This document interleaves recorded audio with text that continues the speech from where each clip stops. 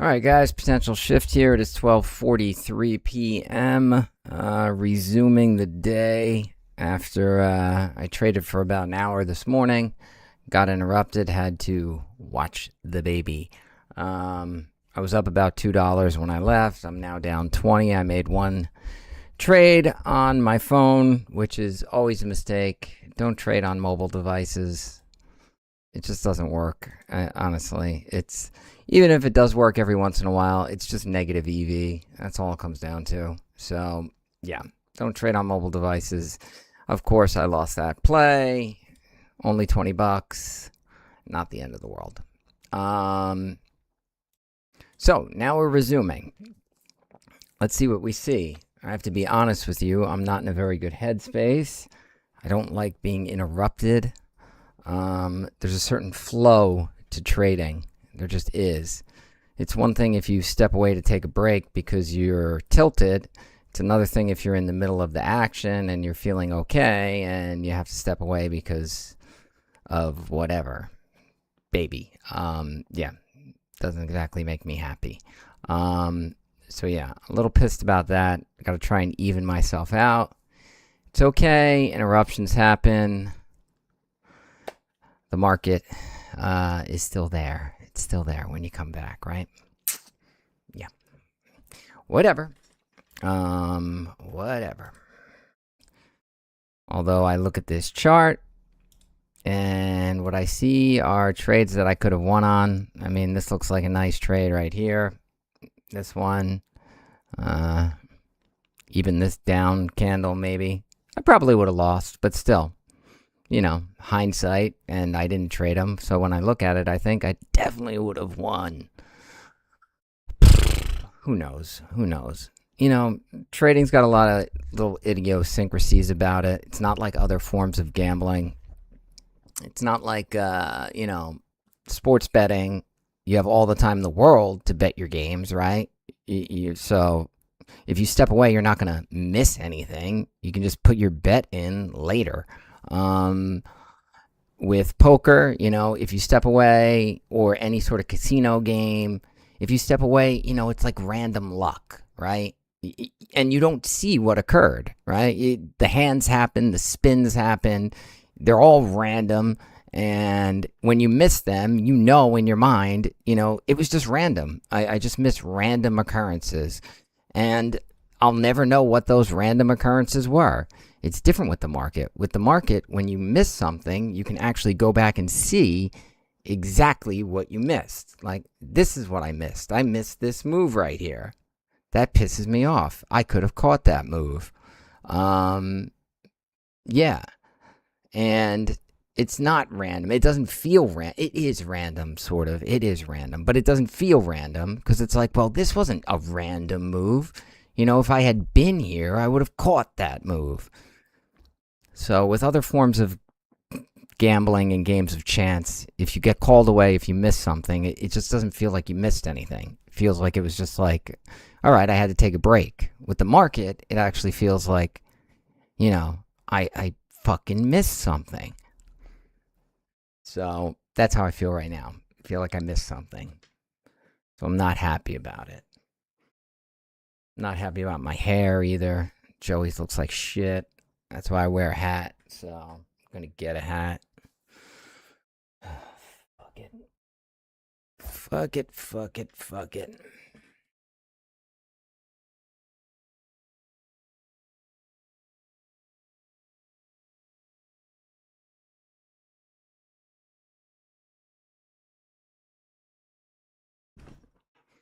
You guys think orange?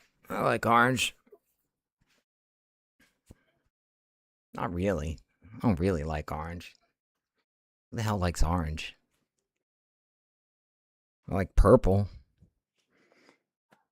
People like purple.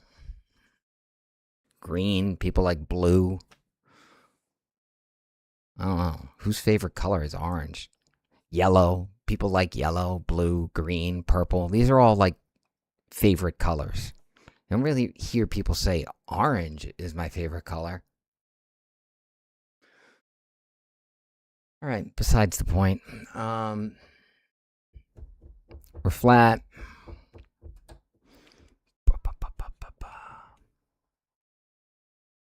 Again, trying to reorient myself here. What are we looking at today? Let's look at the market. Stop babbling.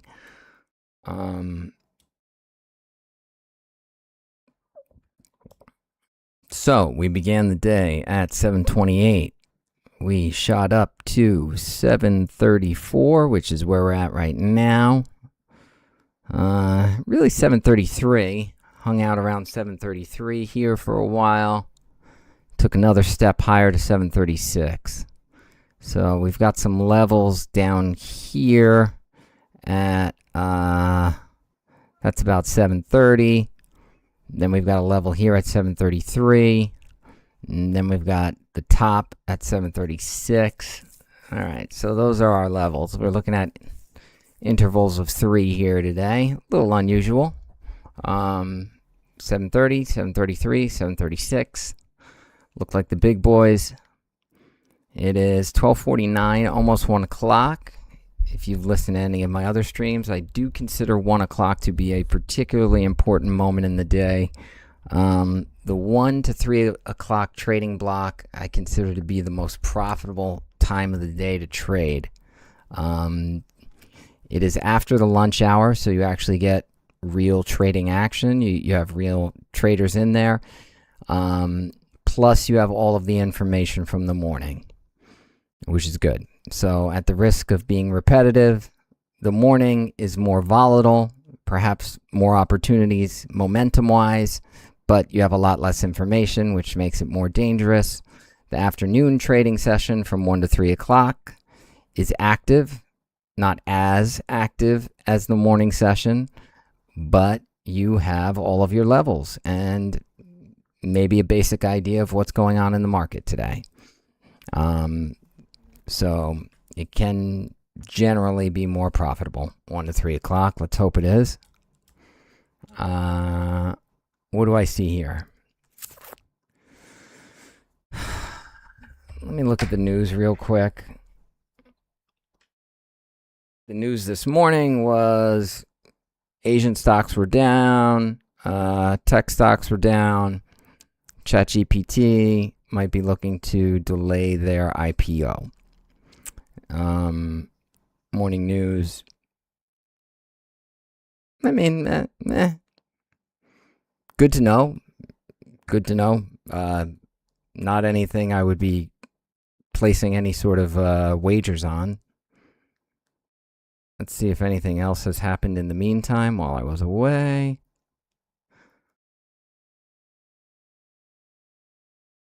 President Trump on social media. That's always important. Says numerous European countries have been taxing American companies. Serve to write that any country that imposes a tax will immediately be met with a 100% tariff. All right, that's not nothing. Trump is threatening tariffs, but he's not implementing them. He's not saying right now, he's just threatening them. Looks like there's a lot of Fed speakers today. They seem to be implying that they're going to be raising rates.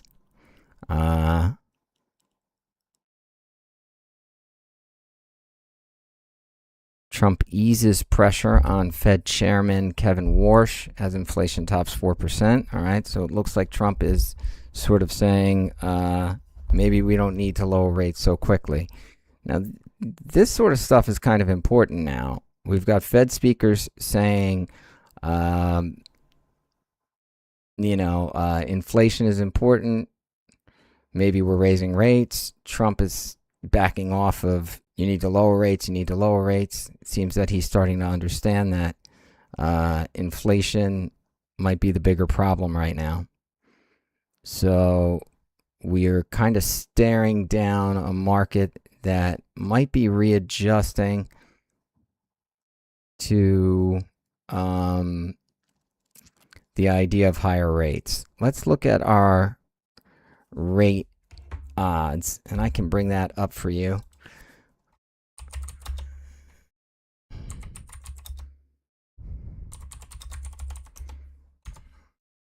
Fed Watch, CME, Fed Group.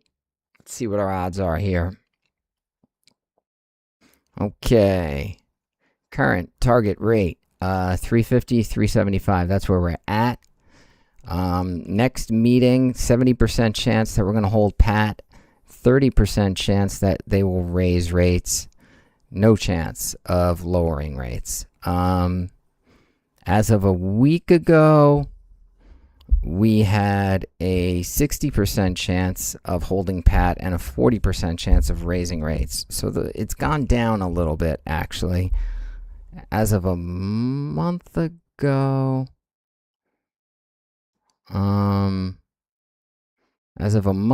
we had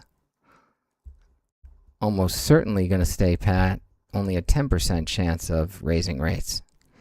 All right, so in the last week, the odds of a rate hike have gone down very slightly. As of yesterday, basically the same as yesterday. All right, so that's what we're looking at. We're looking at 70-30 right now. 70% we stay pat, 30% of a rate increase. Still, that's a negative for the market. On the other hand, we're down a little bit. Have we priced that in? I don't think we've priced it in fully. I really don't. But that doesn't mean that we're going to price it in today. And as a day trader, I care about what's going to happen today. What it does do, though, is sort of color my expectations, all right? It's not going to put me in any sort of trade. It's not going to make me make a trade. But it does sort of give me a let's say, red-colored glasses. Not rose-colored, right? Red-colored glasses. Bearish-colored glasses in the way I'm perceiving the market today. As opposed to, let's say, green-colored glasses if I was, generally bullish. So, yeah, there's a lot of factors right now that make me lean towards the bearish side. And again, that's not going to make me make any trade. I need actual signals from the market, technical signals to make a trade. I need levels to break. I need momentum. Those are the main things I'm looking for to make a trade.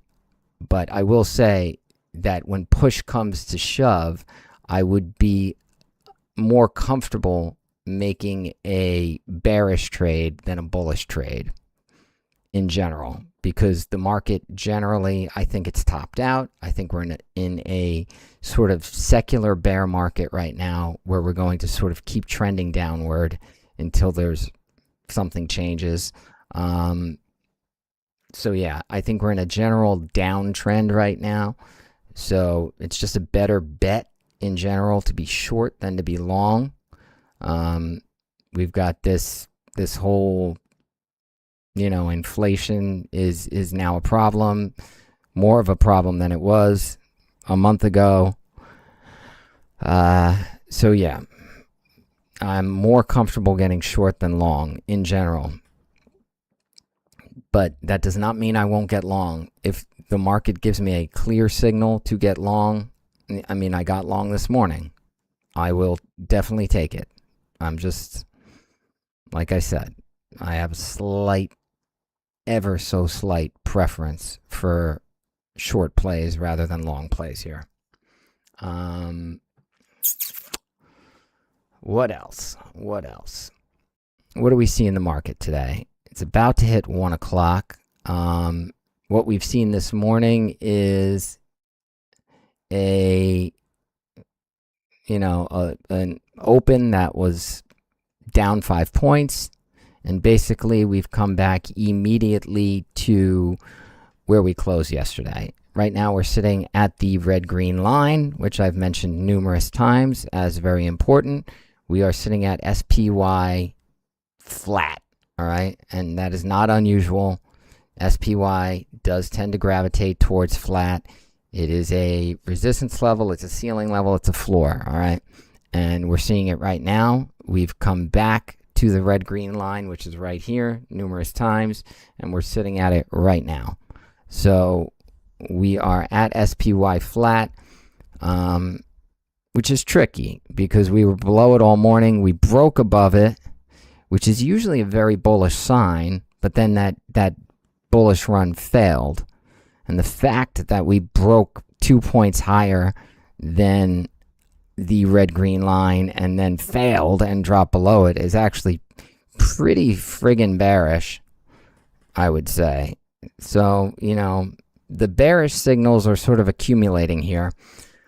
The problem is it's Friday, and Friday, I call it fuck you Friday, because Fridays are different than the rest of the days, all right? They just are. Options expire on Friday. Market makers have to pay off the options on Friday. Now look, there are 0 DTEs in the indexes and the biggest stocks, but still there's thousands of other stocks that only expire on Friday. So the action becomes different on Friday. It just does. It tends to be, Fridays tend to have a peg. All right, that's the best way to put it. The market tends to like to close at a very specific level on Friday. That level is the point where the institution and the market makers have to pay off the least amount of options. All right, and best guess right now would be 734, 733. That's where we've been closing yesterday at least, and I think the day before also. So a 733, 734 peg would make a lot of sense to end this day on a Friday. So those would be the two theses that I have in mind right now. Generally bearish because of the inflation story and because general market bearish tendencies right now. But it is Friday, and we probably want to close on a peg. That peg is going to be 33.5, 733.5, give or take a point. So that's what we're working with. Now I need levels. I need level breaks. I need movement. I need momentum to give me a signal to actually enter a trade. I'd love for the trade to confirm a thesis one way or another. Like a breakdown here would be good. But we'll see.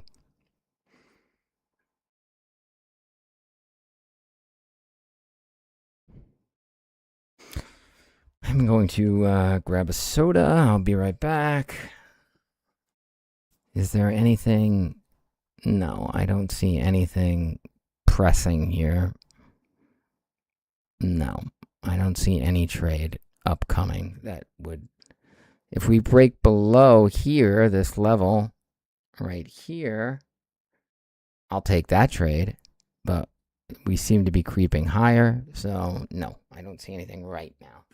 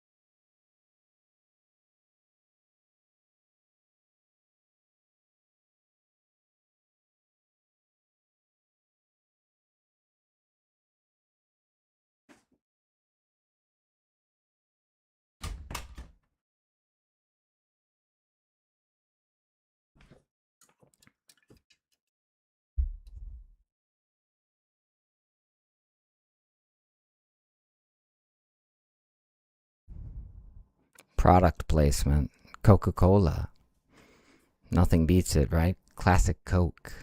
You're making some tepid off-brand cola. I'm making classic Coke. Yeah, since my viewership is so high, I would suspect Coke will send me many, many 2-liter bottles because of that product placement.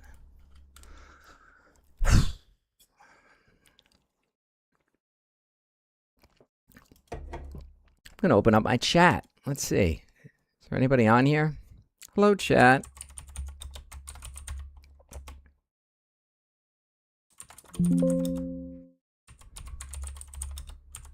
Anyone actually watching?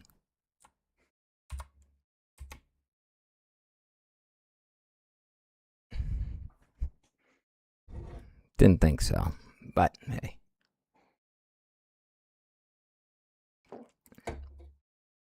Proof of concept here, proof of concept.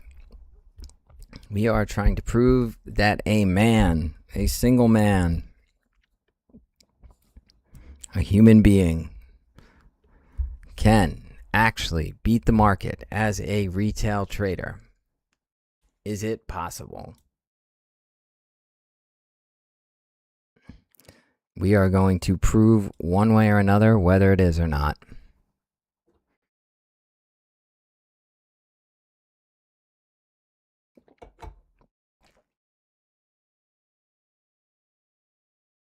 I think it is. I do. And I happen to think I'm very, very close to doing it. I just have to fix a few major leaks, which I am studiously working on. That's not a joke. I really am. I know my leaks and I'm working on them quite a bit. Trying to plug them.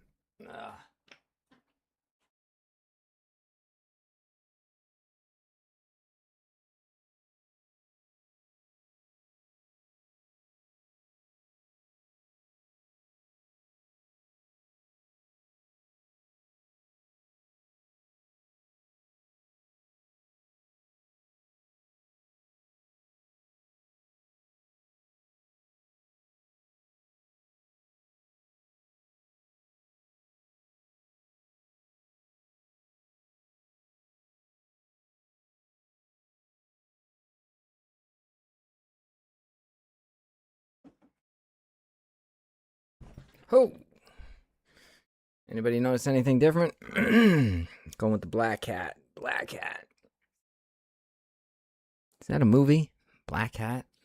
Black phone? Black phone. I am a horror movie aficionado. Just as an aside. Black phone. It was okay. Black phone, the original. Black phone 2. Ooh. Ouch. Ouch. That was color by numbers horror movie. Not good. Not good. I'll tell you what sequel was great recently. Smile 2. Holy shit. Now that is a classic horror movie. I can give that instant classic rating. Smile 1 was very, very solid horror movie. Good horror movie. Smile 2, instant classic. Great horror movie. Yeah. If I ever do have a chat, anybody wants to chat about horror movies, I'm always down for that.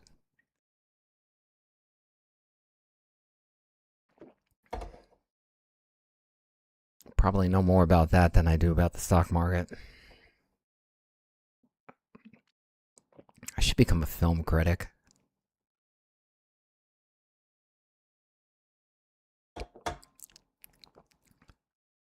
And did anybody see the Game of Thrones? Oh my god. The season 3 House of Dragon opener?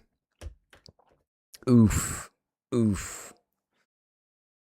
I'm sorry. It reminded me way too much of the final episodes of the original series. Just big battle scenes just for the sake of battle scenes. That is not what makes Game of Thrones good. It's just not, you know? Game of Thrones is about characters and interactions. The best battles in Game of Thrones, by far, the Battle of Blackwater, because Tyrion and Tywin and the Hound, you know, all had major defining moments in it.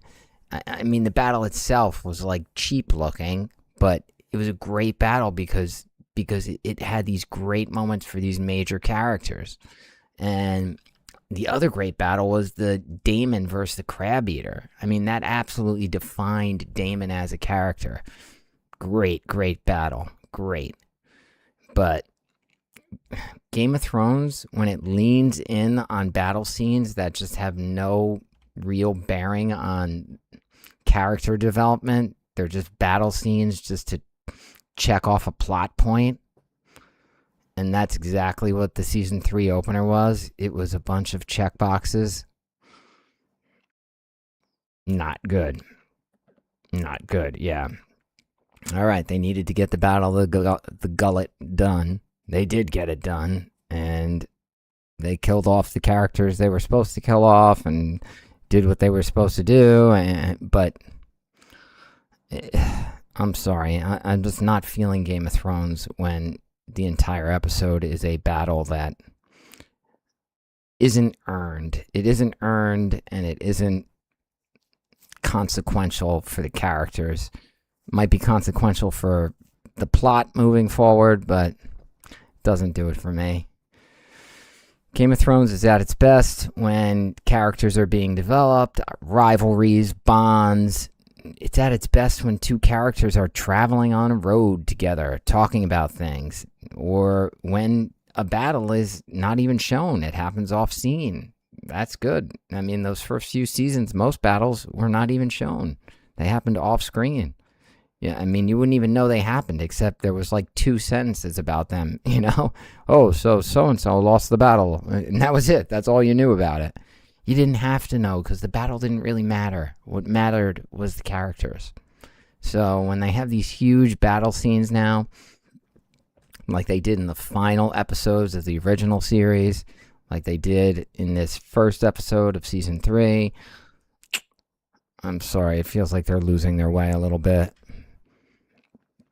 And by the way, House of Dragon Season 1, another masterpiece, seriously underrated. House of Dragon Season 1 was a phenomenal season of television. Season 2, meh. Season 3, off to a bad start. All right, sorry. I'm straying into my other passions, TV and horror movies, instead of sticking to the market. But we are at a remarkably boring point in this market right now.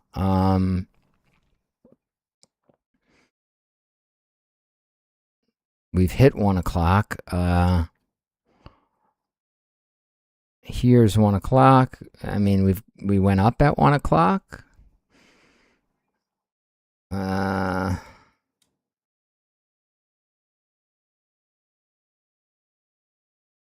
mean, we're approaching 736 on SPY. This is 736 SPY. But even if we break it, we've got this little thing here, this little tail here, which sort of tells us, you know, maybe breaking 736 doesn't matter all that much. I'm very tempted to do a fishing expedition here. Very tempted. Fishing expeditions are where I try and pick a top with a close exit. Don't do it. Oh, I'm going to do it. I am going to do it. They always lose. Don't do it. Don't do fishing expedition.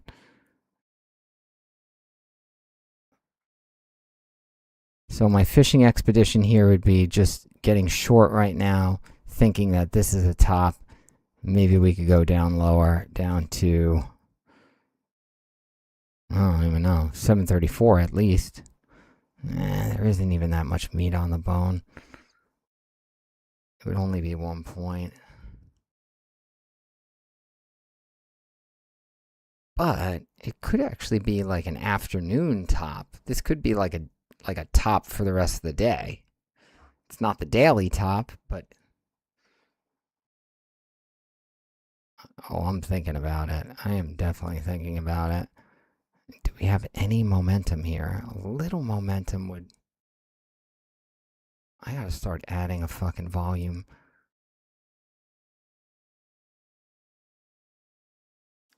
Okay, we're gathering a little momentum. So I did it. I did it. Like an idiot. I'm doing a fishing expedition, which I always tell myself, don't do.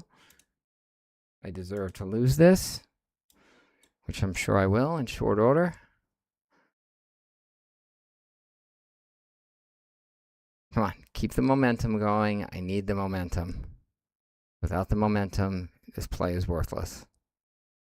That's it. Gather momentum, gather momentum.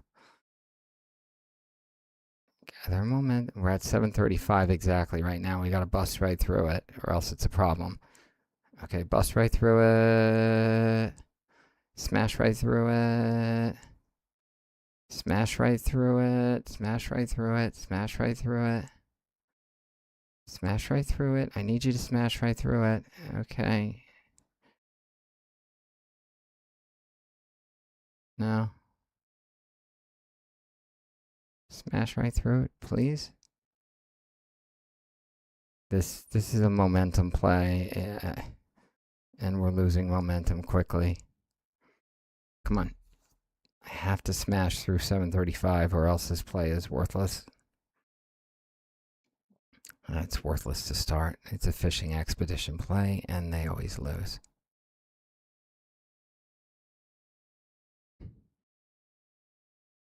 Come on. Break right through it. Break right through it. Now I'm losing momentum. I'm losing momentum. I am losing momentum rapidly. I'm losing momentum. Okay, wait. Okay, momentum might be back. I can put a stop loss in there.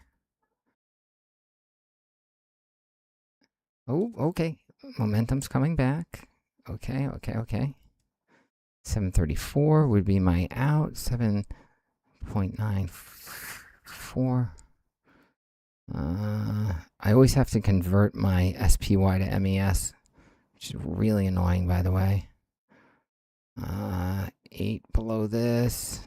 634.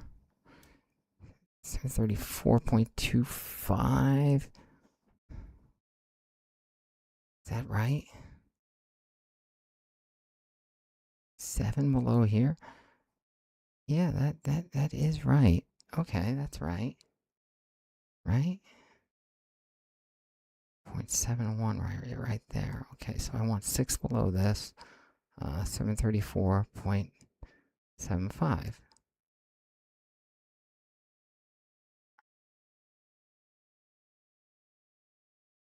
Okay, there. All right, that's my out. My out is SPY.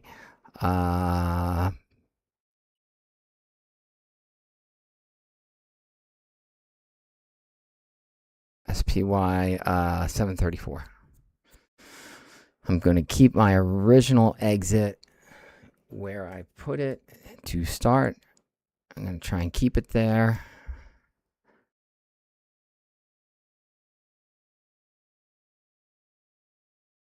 This is a momentum play, so I want to see momentum lower. Now we got a little momentum with this candle. I want to see continued momentum. There's no reason we should stall here, so I don't. This is a meaningless. This is 734.66. We're not going to stop right here. It's not even 734.55. So, yeah, that's meaningless.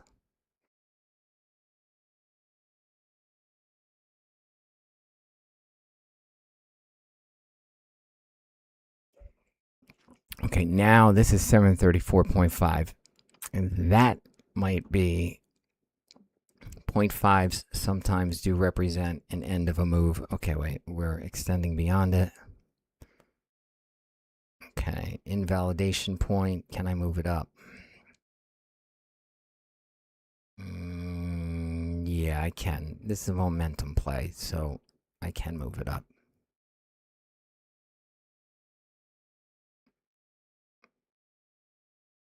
If it wasn't a momentum play, I'd be a little bit more hesitant to move my invalidation exit closer, but I don't want to see a loss of momentum here. Okay, I am in free roll territory now where my exit is below my entry. So no matter what, I am profitable on this trade. It's just a matter of whether I'm genuinely profitable or profitable for a few pretzels. Where did we bottom here? We bottomed at 734.31. That's not a bottom. That's not a real bottom. If it's 734.2, I might say, okay, that's a bottom. Okay, this trade is looking very good right now. I'm tempted to get another contract, frankly. I am. I just did. 2. Am I doing so just as we lose momentum? Maybe. Yes, it does appear that I'm doing so as we lose momentum on this trade.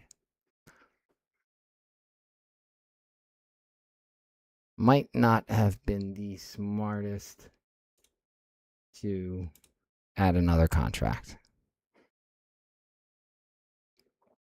Okay, does it look like we're losing momentum? Yeah, sort of. Okay.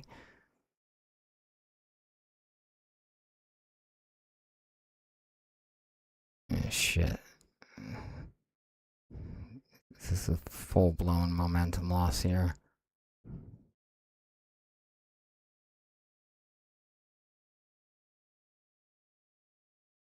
Come on. Come on. We're not really going to bottom at 0.3, are we? I don't believe that.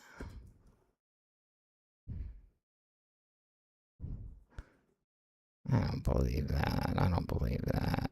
I don't believe that. I don't believe that. Go. Go, go, go, go. This is our opportunity. Okay, I should have changed this to 1. Okay, and we're going to buy one here just to lock in a little profit. Okay.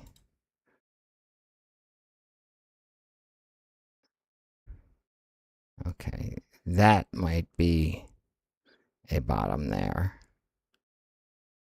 Okay, 734.21. Good. Good, good, good.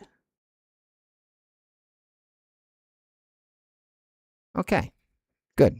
We made 40 bucks on that trade. Excellent. Well executed trade. Pretty.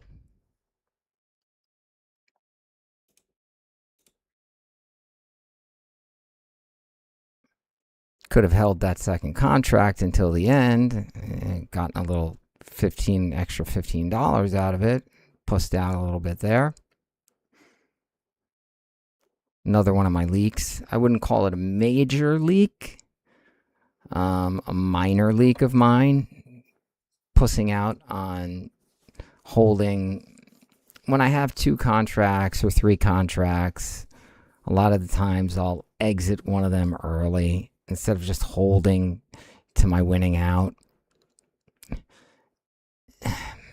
I think that's negative EV. I should be holding those contracts until my actual set out. But I do kind of lose my nerve once I get a little more size. I tend to take a little profit early. But I have to say, I think that's a mistake. I think it's negative EV. I think I should be holding. If I get more size, I should treat that the same way I treat one contract. Just hold it until you're out or until your exit. That's it. Once you add size, don't treat it any differently. Don't exit one of them earlier than the rest of them. Just treat it as one contract, all right? You've added size. It's still just one play. You hold it until you're winning out or you're losing exit. That is my theory on it. It's just I'm having a lot of trouble executing it.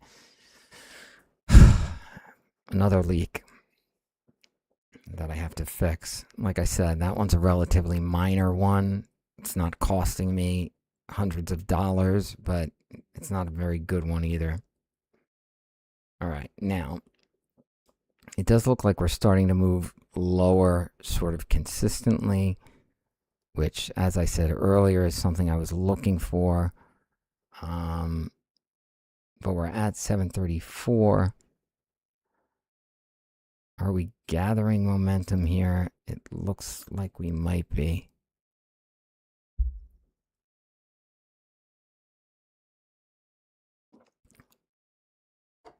The next exit would clearly be 732. So I'll stop right here. And I will do that for 2 contracts.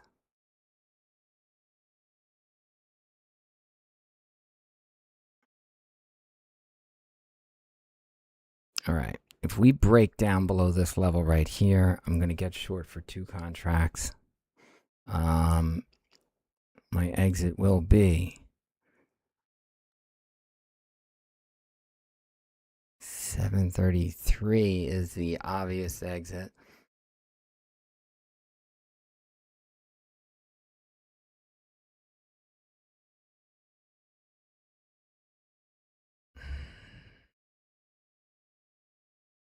$732 is the better exit.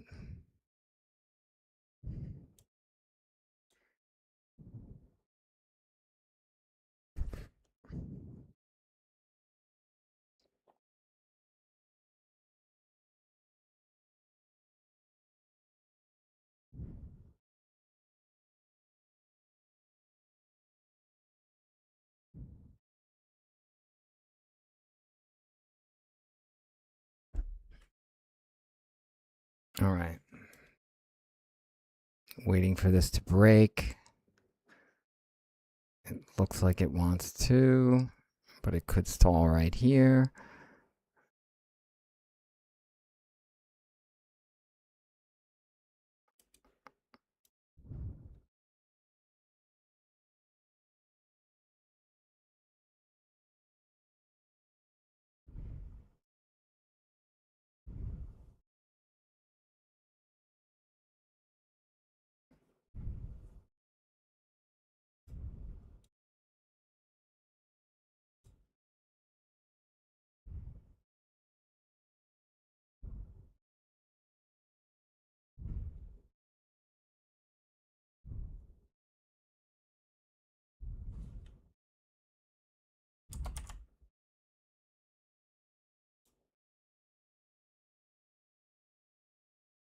What the fuck? 1. Yeah, buy limit 1.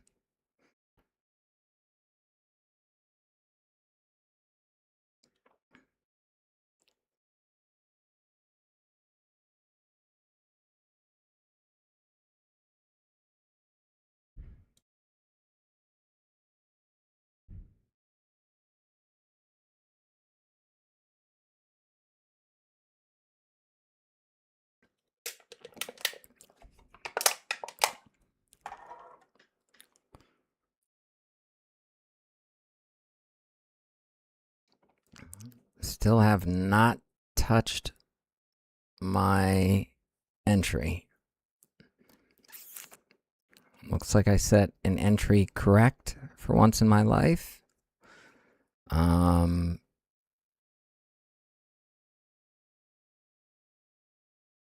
fact, I'm going to move it just a tick lower now because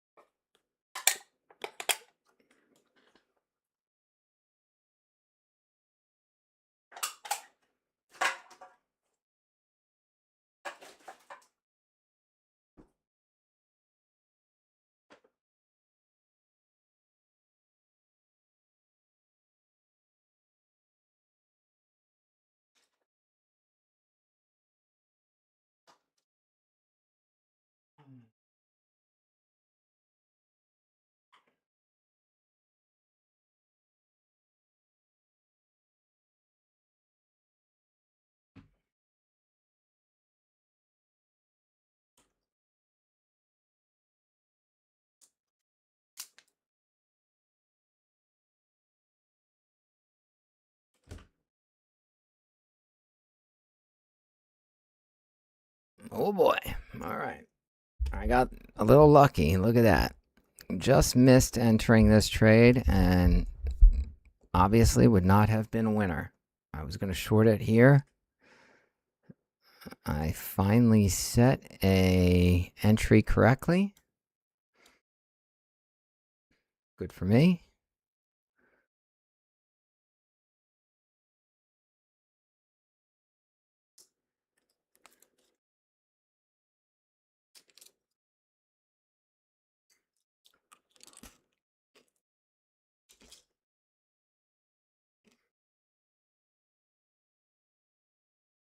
What do I see here?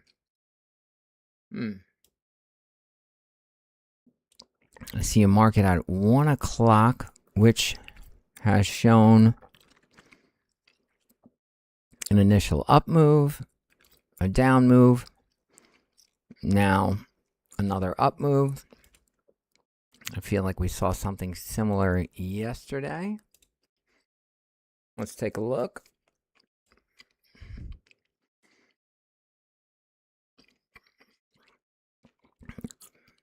This is 1 o'clock yesterday. Right here, yeah, we saw a lot of rocky movement, and then we saw a big up move at 2 to 2:30, and then a down move for the rest of the day, followed by a rebound in the last minute of the day, which, by the way, I caught, if you remember.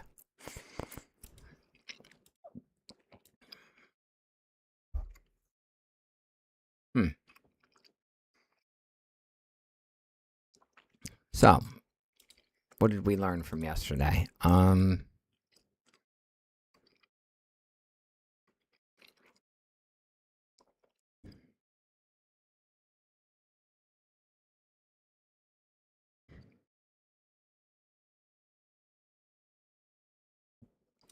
We learned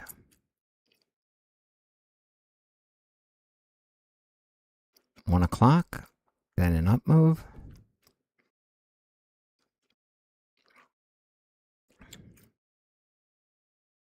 Can't fucking read this thing. All right, here is one flat, flat, flat, flat, flat. 2 o'clock up, 2:30 down. All right, 1 o'clock, flat, flat, flat, flat, flat. 2 o'clock up, 2:30 down. That was yesterday.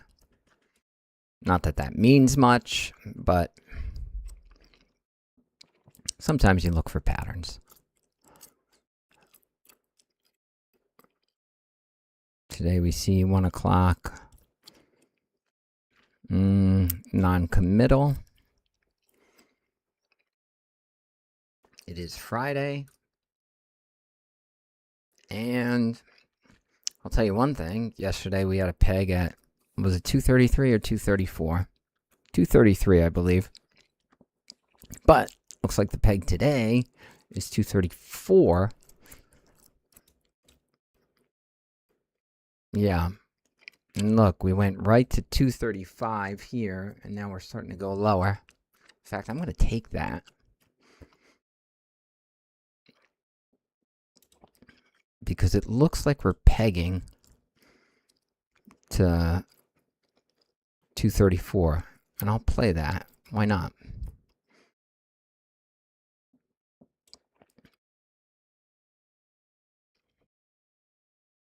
Yeah, I will play that. I can get a nice close invalidation point. Not that close. Risking $24 to win $34. But I am bearish. I think we'll go lower, and I think we got a peg at 234. It's a Friday. I'm tempted to get size on this one, honestly. Do I dare? Do I risk $40 on this fucking thing? Yeah, I do. Okay, I'm doing it. Fuck this. I like this one. I like this one.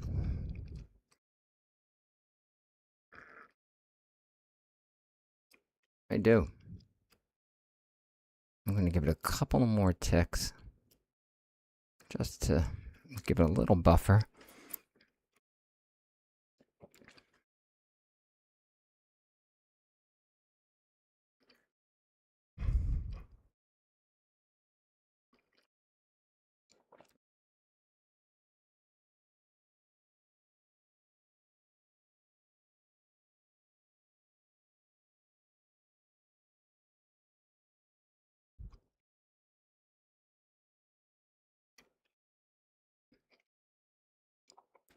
I like this play. I do.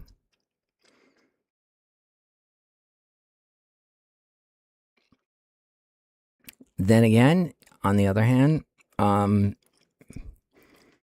this type of play, this like peg sort of mean retracement play, for lack of a better term for it, I am sort of trying to eliminate it from my playbook because I've found it to be negative EV.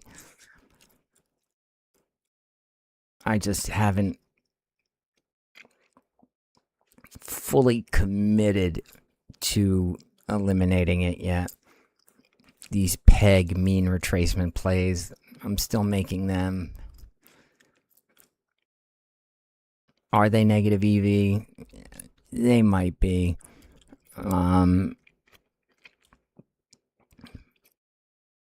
Yeah. What can I say? Should I eliminate them? I don't know. I really don't, because they do work occasionally, especially if the thesis is correct.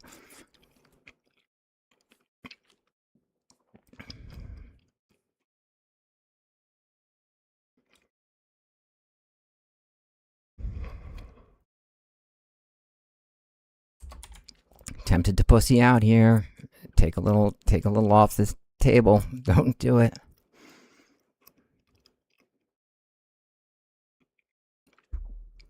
I could lock in a little profit with a quick buy. Oh, I'm still going to do it, aren't I? No, don't. Just hold to the fucking out. Hold the two contracts to the fucking out. Alright? Alright. If it winds up being a loser, so be it. But then again, you know, honestly, the math, when you get really, really close to your winning out, the math really does start to skew in favor of exiting. Because suddenly, you're only trying to win another $10, and you've got potential losses of $100 on the other side. You know, the math starts to flip in terms of, you know what, you probably should exit because the risk reward has now so skewed towards the other way. It's probably time to get the fuck out. In fact, that's exactly what I'm doing. I've just talked myself into it. And I know it's going to win. But whatever.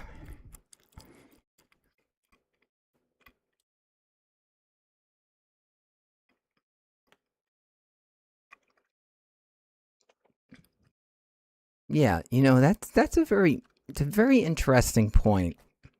And if any of you, anybody watching 5 years from now, when, or maybe when I'm dead, when people discover that I was actually decades ahead of my time in terms of trading, if any of you have a solution or a explanation or a corollary or a mathematical, how do you solve the problem of, as you move closer to your winning out, it makes more and more sense to exit? Because as you get very, very close to your winning out, you're only trying to win a few more pennies.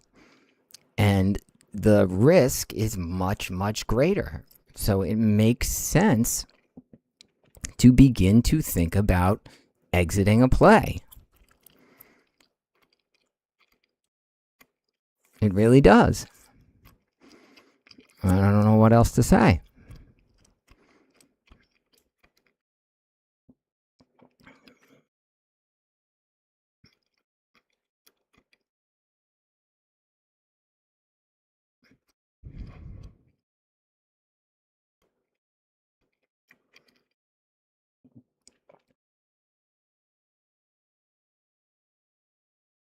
Fuck you.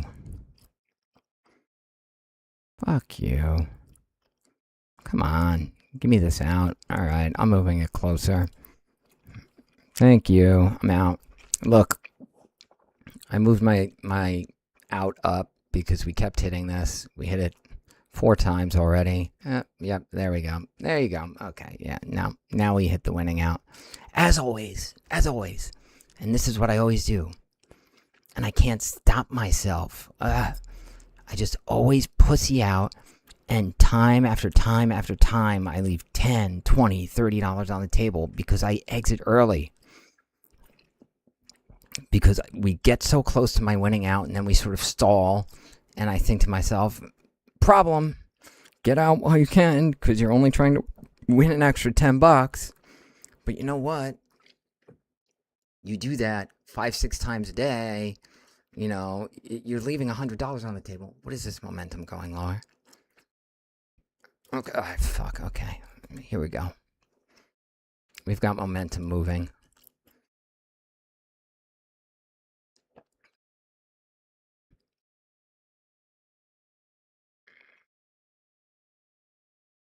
Pullbacks are normal.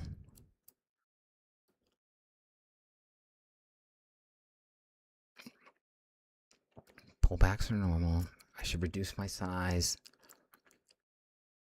Reduce your size, Lou. This is dangerous.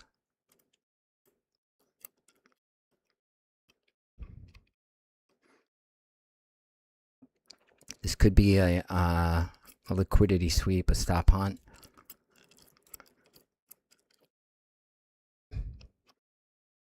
But it might not be.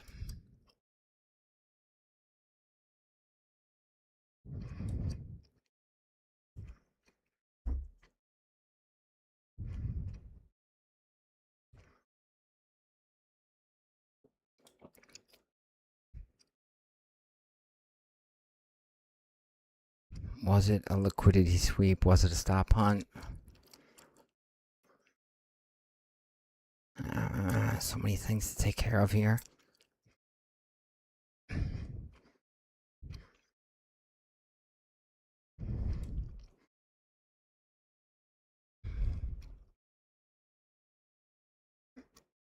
Sell stop. All right, I'll gain size if we go down here. One more tick lower. 382. 403 is up there. Okay. So this down move right here might have been a stop hunt or a liquidity sweep. In other words, just a burst lower to pick up guys like me and pick them off. And yes, it was. Okay, they picked me off. Good job, guys.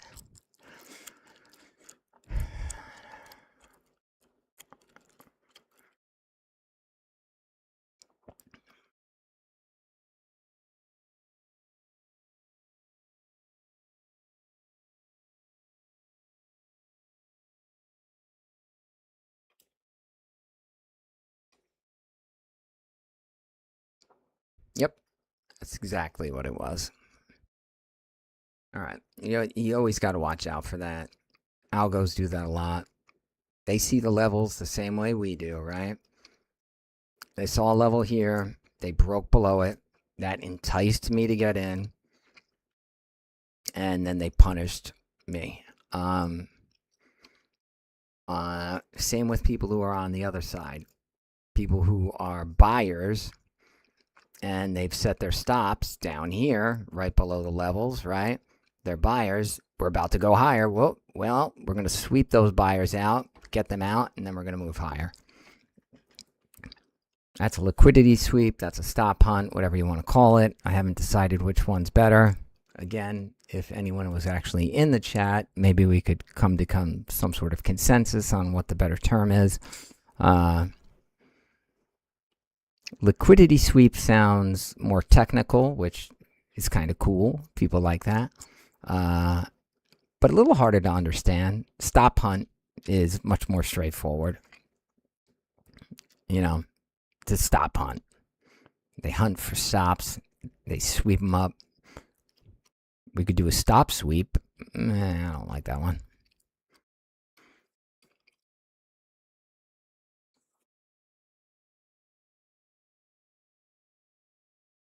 Well, I'm glad I reduced my size on it at least. I had immediately gotten in for 2, which was impulsive.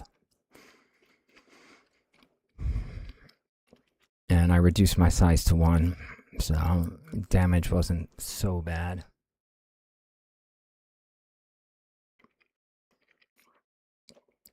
So what we're seeing now from 1 o'clock is we're seeing downward movement, but we're seeing it in bursts, all right?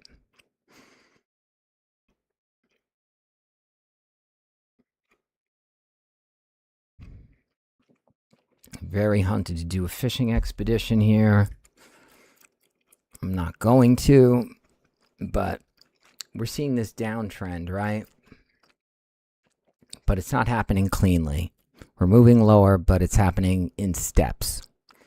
Down, step up, down, step up. So what we're seeing is lower highs, lower lows. We are moving lower, but it's happening in step stages, which makes it more difficult to trade. It's good for the algos. Like this move right here swept me out. It sweeps people out, makes it harder to trade. So it makes sense. But it does look like we're moving lower. In general, it's going to be hard to time because you have to deal with these sweeps that are going to be occurring. And you never know quite how high this sweep is going to go. Or how far.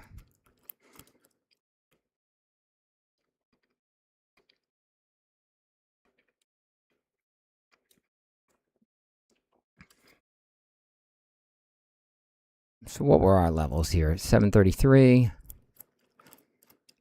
730, 736. What did we get to here? 733.6. That's not a very good low.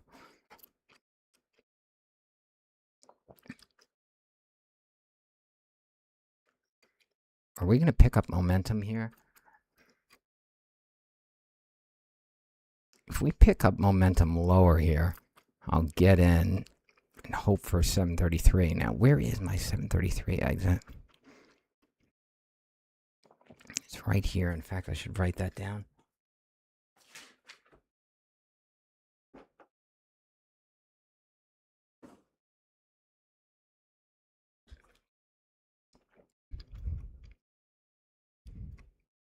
I'm looking for momentum lower here. If we pick up a little momentum lower here, I'll get in.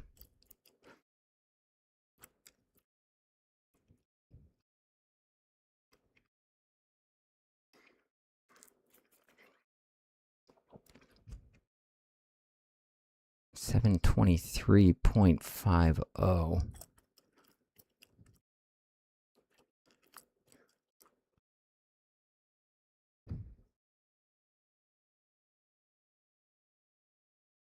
Boy, it looks like we want to break lower here with momentum.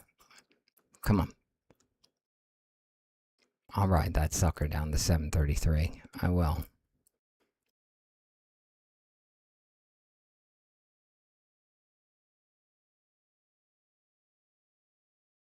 Nope.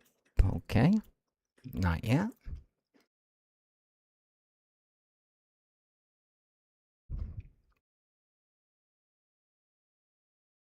$724.25.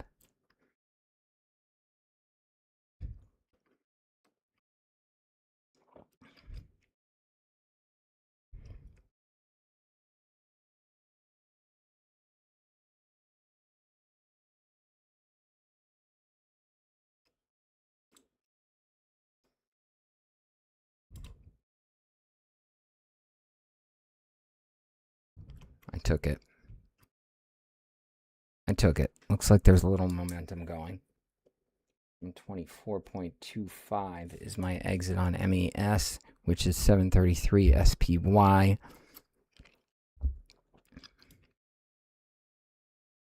724.25. Okay. Exit. Right there looks good.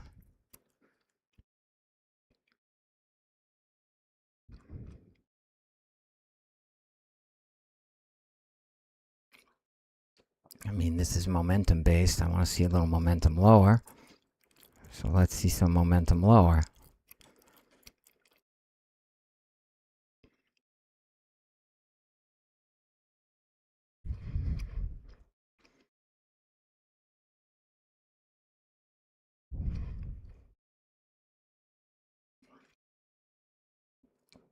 That's right. That's right.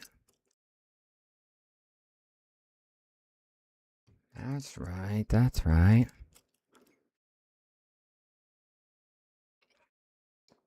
Come on. Keep giving me the momentum.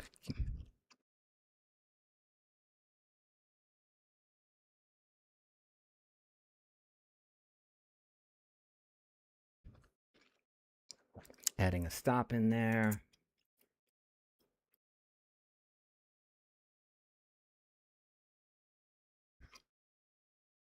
To pick up another contract if we keep crashing lower. And 733 will be my out.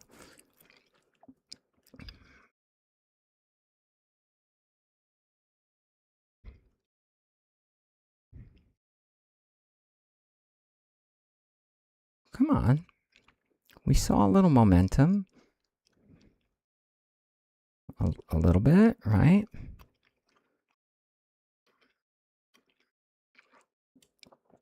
Can move my exit a little bit closer.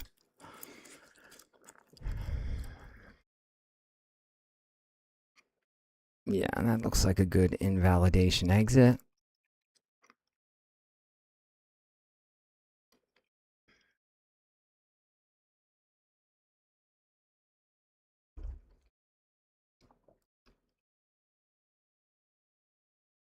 We're starting to stall. I don't like that.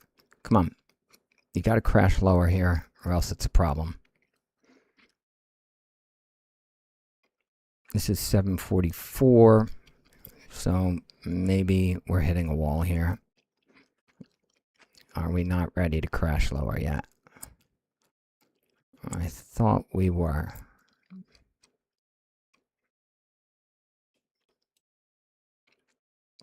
Looking less and less likely.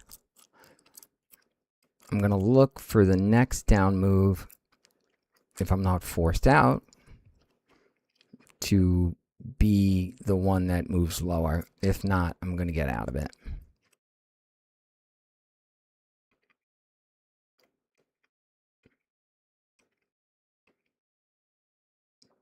Okay, here we go.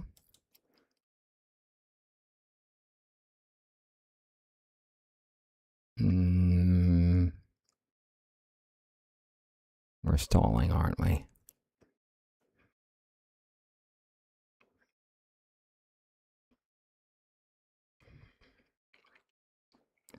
Not ready to call it a stall yet, but damn close. We are stalling, aren't we?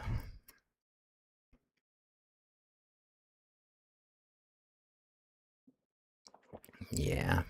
Yep. This is going to hit my invalidation exit any second now.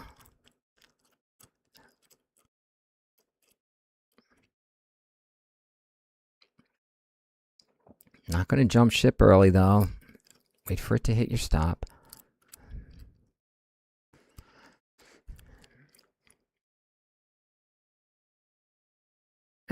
I thought we had momentum. I really did. We had some momentum lower. Okay.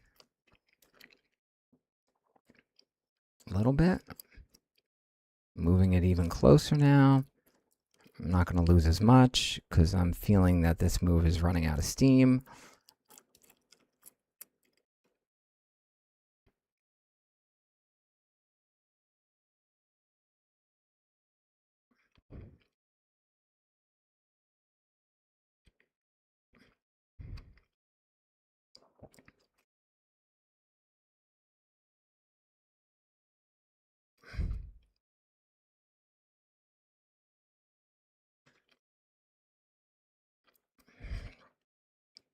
Yeah, this move's running out of steam.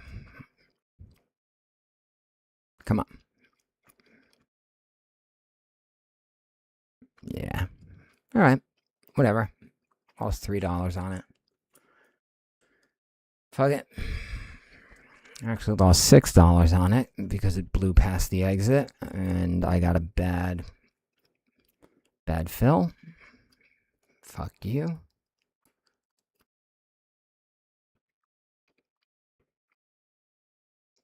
All right. There really wasn't momentum there. I thought there was for a second.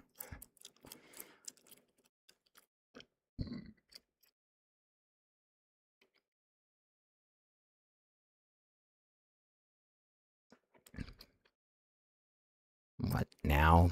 Now you want to show momentum? Nope.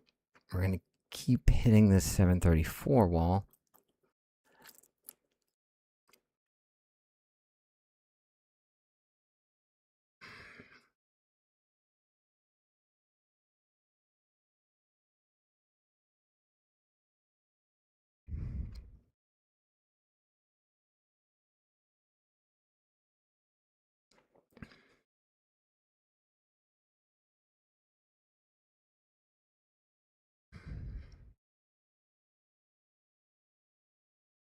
Flat, by the way. Although I'm about to be short one. Okay, I am short one.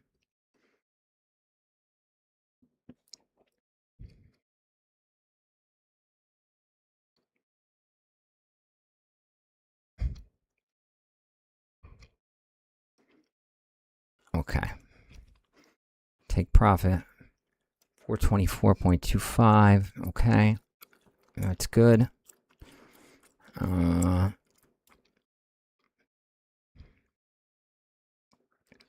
Invalidation here.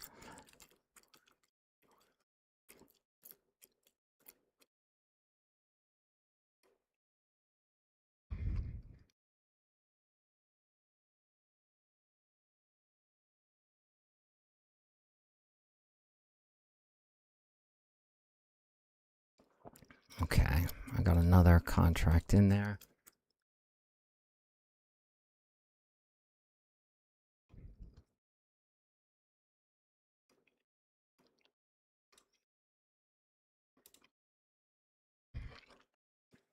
Okay, treat it as one.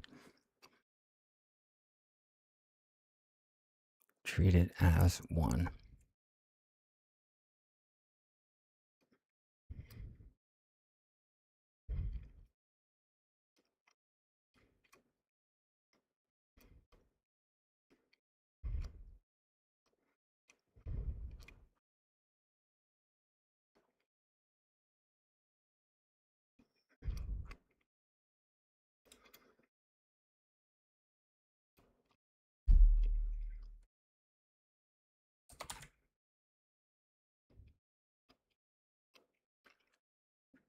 I'll do a buy stop one there.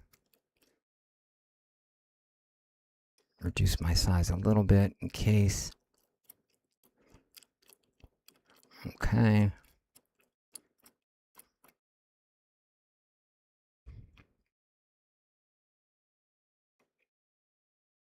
Seriously, you just grab my out like that? Do me dirty?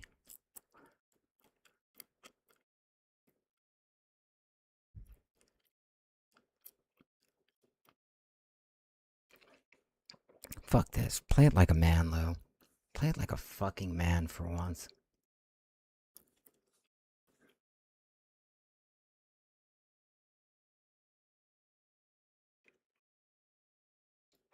I am playing this one like a man. All right. I've got my exit up here. I've got my out down here. If I lose, I fucking lose. That's it. Scared money doesn't make money. Stop being a fucking pussy.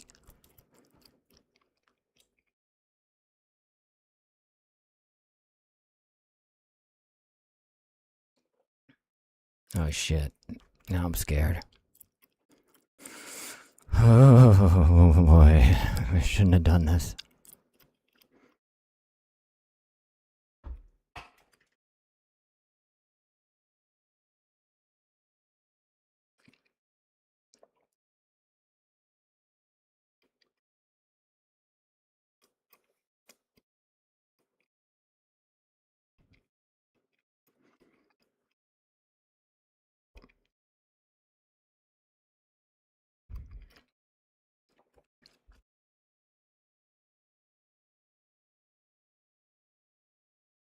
This is the way it has to be, alright? You have to play the play. Not with scared money. Not with tiered entries and exits. Have your fucking outs and stick to them. Now, my winning out, I stick to. I don't mind moving the losing exit if the price action justifies it. You know, if it moves with you significantly and creates a new invalidation level, yes, you can move it. But until then, don't.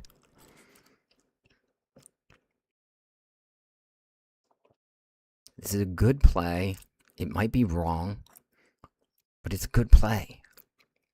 We broke a level. We're drifting lower. There's a good reason to think that we can hit 733 here. We're getting lower lows, lower highs. I mean, that's it.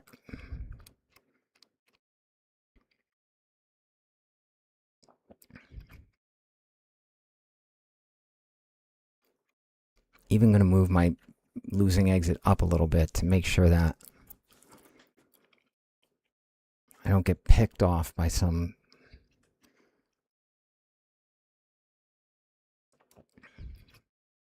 committing to this one.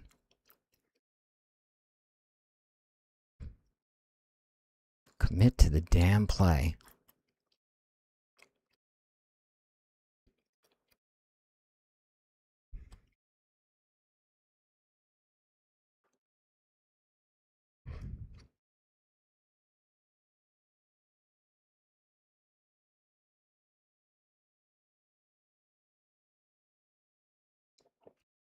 Yeah. Stop playing scared money. If you lose the bet, you lose the bet. That's it. If you lose, you lose. If you lose, you lose. Get it through your head. Losing happens. You take your shot. You take your shot with your best plays. Yes, Nicholas.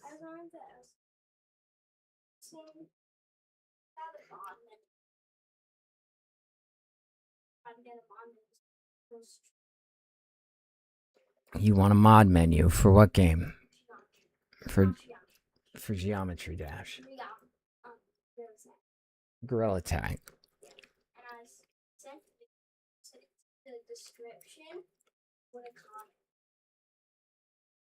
Okay, on VR or I want to try to connect it to my sound. Then I can also use mods. all right, I like that plan. Yeah, we'll do that. Let me just finish up what I'm doing here. Love you.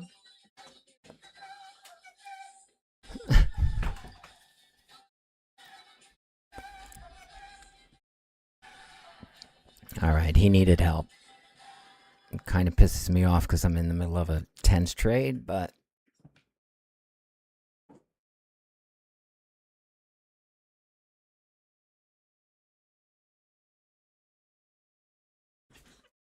he did also happen to push this button as he left the room.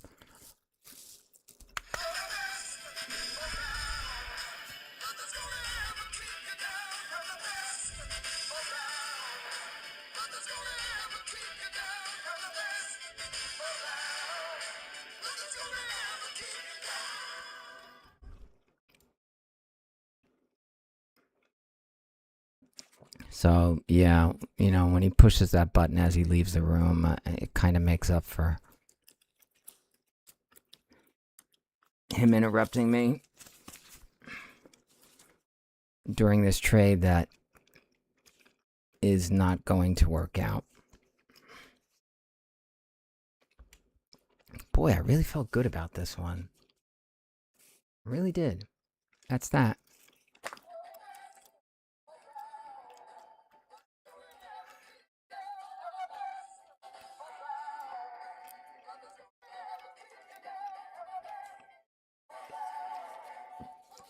Revenge trade.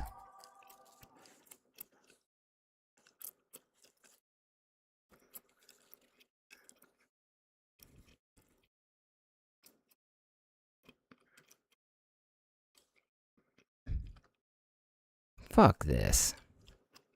I'm not supposed to lose on this trade. I'm not supposed to lose on this trade. Fuck that.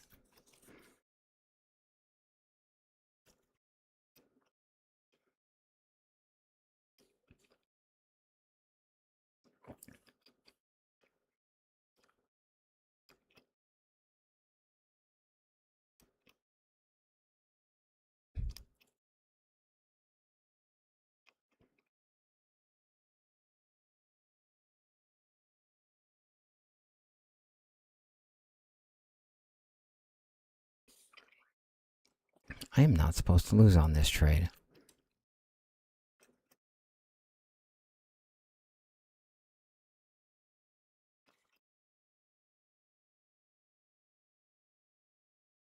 Or I am, okay?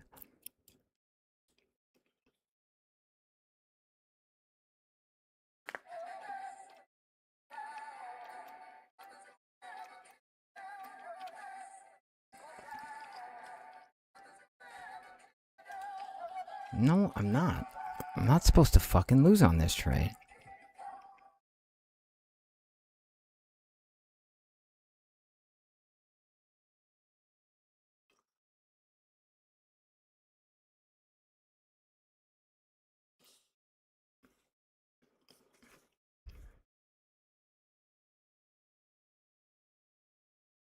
I don't fucking buy it.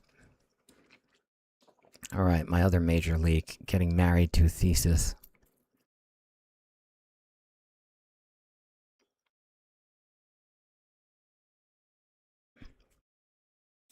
That's right, motherfuckers. That's right.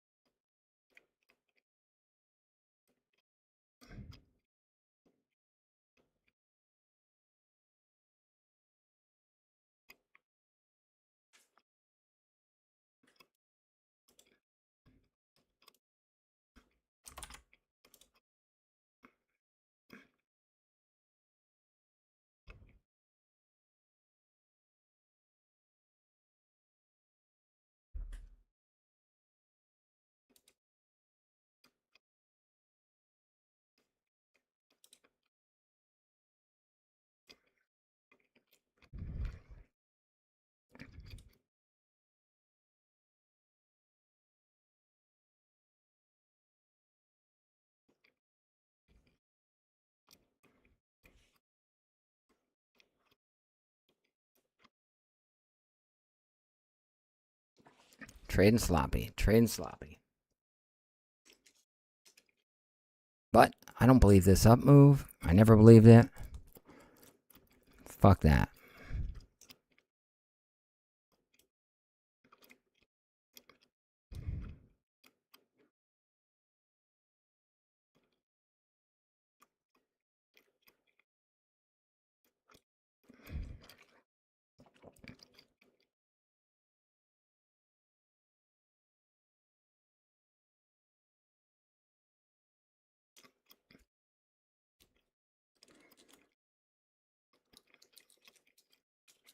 All right, down to one contract.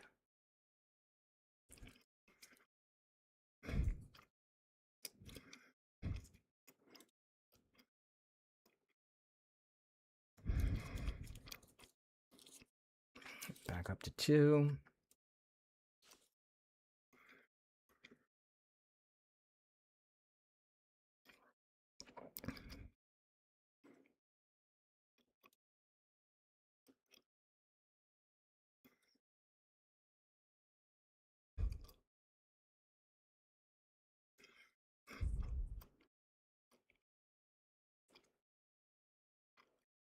Buy stop 1.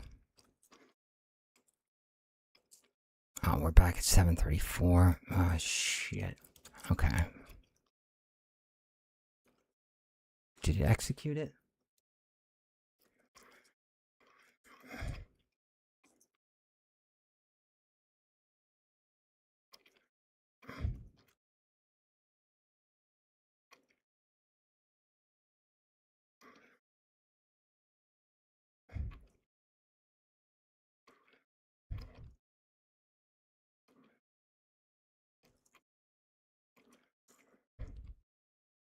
Oh, shit.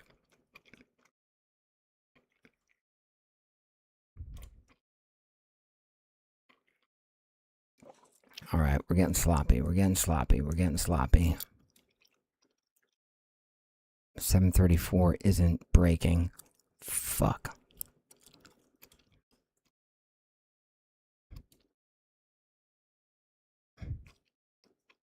Ah, that was just sloppy execution. That whole thing. That whole thing.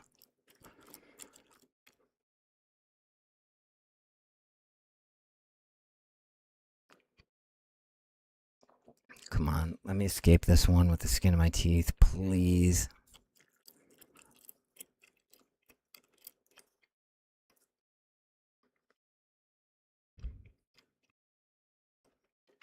$734 is presenting some serious resistance now. I just need to wait for it to break. I don't need to do anything else. Just wait for it to break. That's it.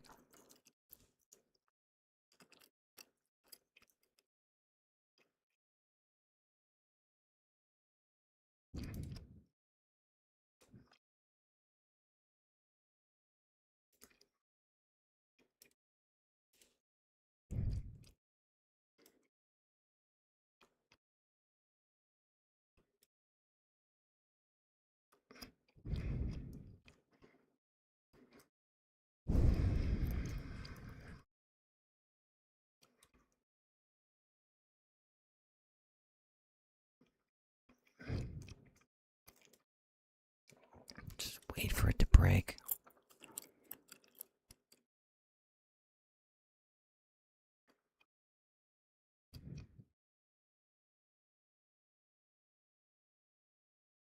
Okay.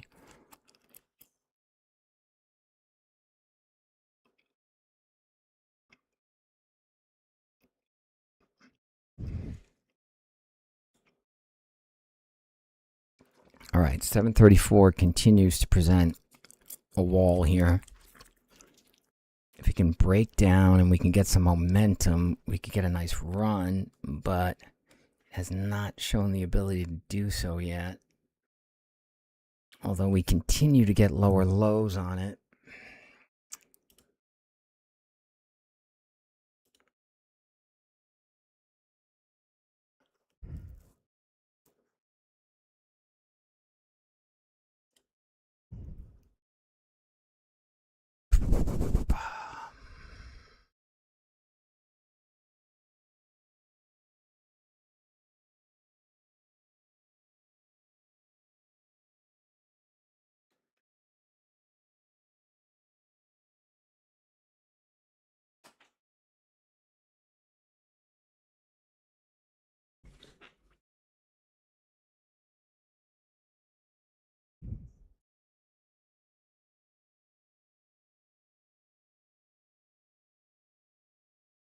Did it touch? Yeah, it touched. Okay. Okay.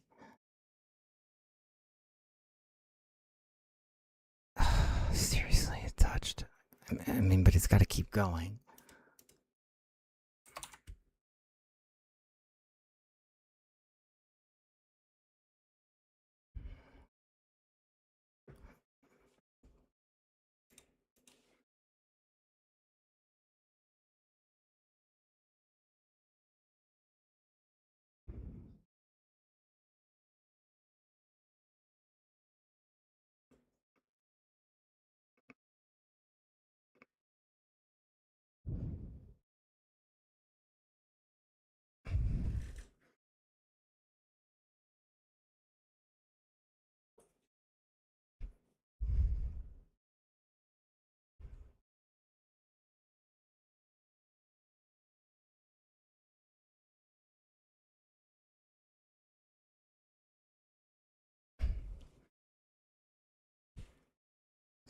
$724.25. I still want that 724.25 exit.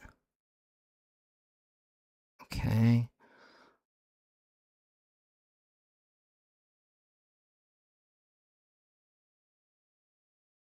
Okay, good. Okay, come on. This is it. 724.25, take profit. 724.25, take profit. Buy stop, get rid of that.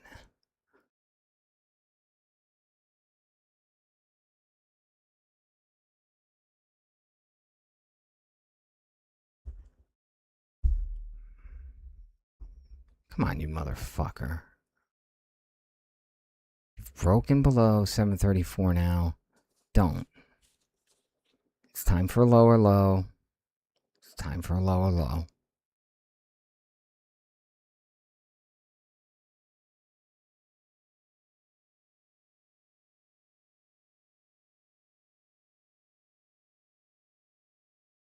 Come on. There is selling pressure here.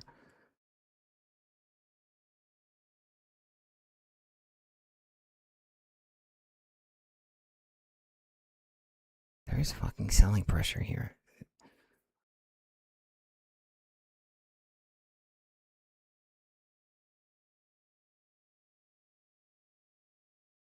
Now don't fucking stall like you did last time at 733.5. Or just stall right here.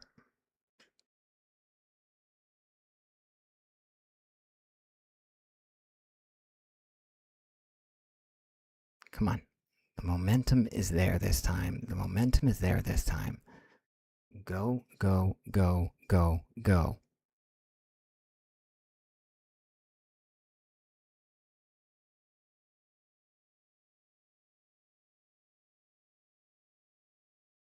All right. 733.5. Went through it. That's it. That's right. That's right. That's right. That's right. That's right. There we go. There we go. Now's not the time to quit. Now's not the time to quit.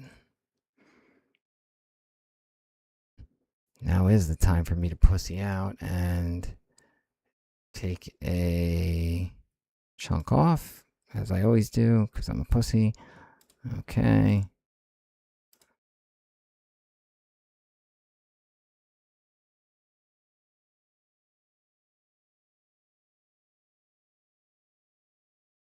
$726.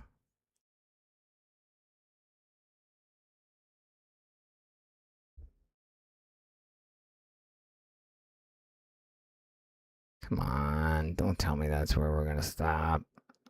I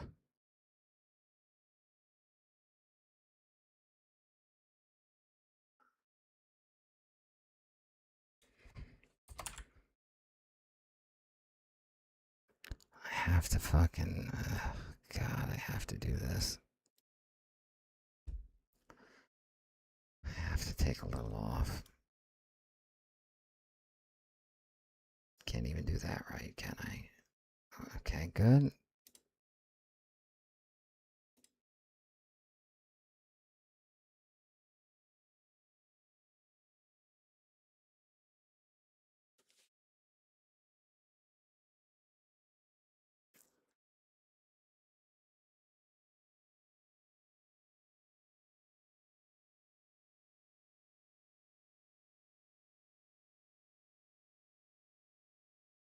Come on. You got this. You got this.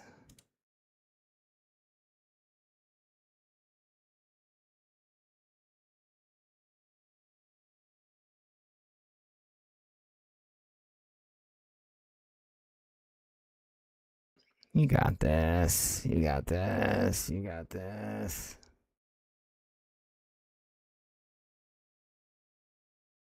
Why did I just add size? What's wrong with me? Okay.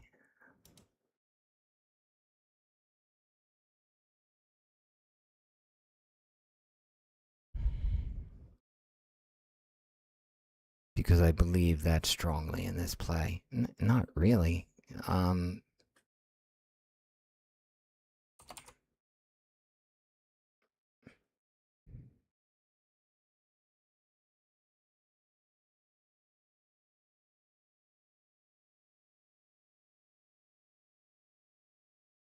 Fuck you.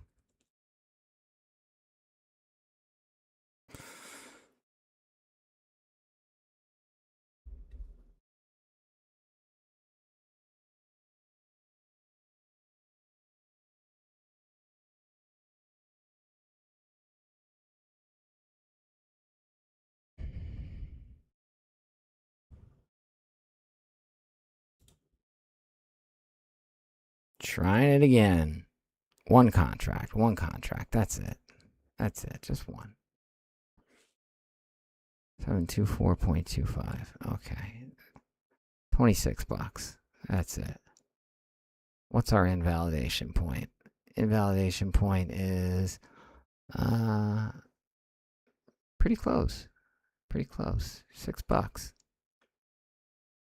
In fact, that gives me a good reason to get another contract.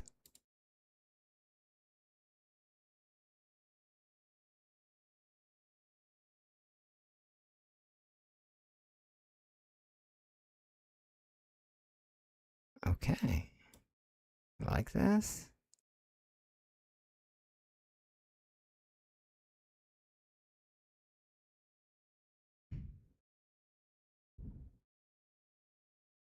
No, no, no, no, no, no, no, no, no, no. So small. No, no, no, no, no, no. Our momentum's gone, isn't it? Why am I doing this to myself? Our momentum's gone.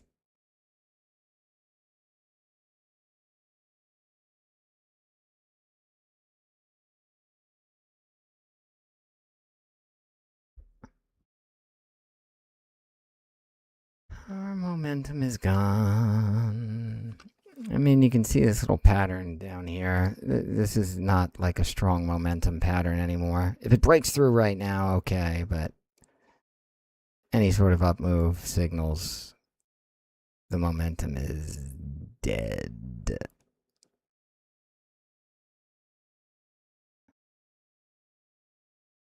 Come on, you motherfuckers. I want that last $23.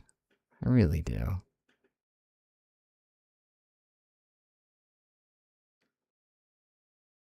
So this is typical my trading, full of holes and leaks and mistakes and bad exits and over trading and revenge. But like I said, I've got enough experience, enough risk management to sort of tread water. Even though I'm trading like shit, I'm really only going to be down about $40 when I lose this trade, which is pretty good considering how poorly I'm trading this.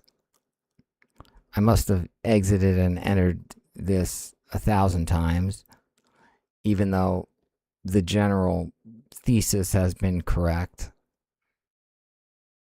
And I am getting there. I am honestly, I feel very, very strongly that I'm just getting very close to a point where this overtrading entry soup bullshit, I'm going to finally overcome it and execute trades like this cleanly. And when that happens, I'm going to become very profitable very quickly. It just hasn't quite clicked yet.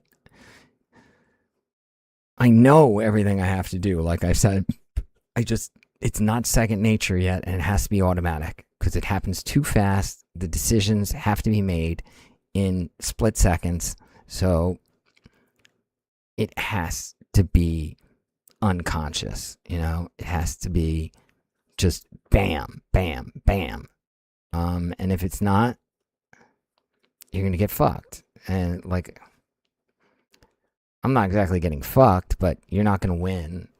You're not going to win big. Like I said, I'm good enough at managing my risk to not get slammed, but I'm not doing it well enough to make money, not make a real living off of it.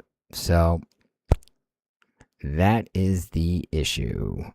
Okay, we are hitting this fucking point again.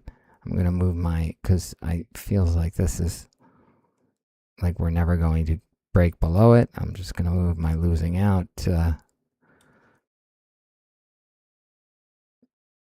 since if we're never going to break below it, let's just exit on the losing side for as much as we can. 733.24. Okay, I'll take that. Whatever. Oh, wait. One tick away. Oh, we got it. We got it. We hit it. 16, I'm down $16.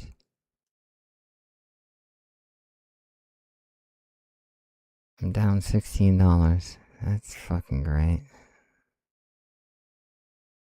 That's really... How the fuck am I down $16?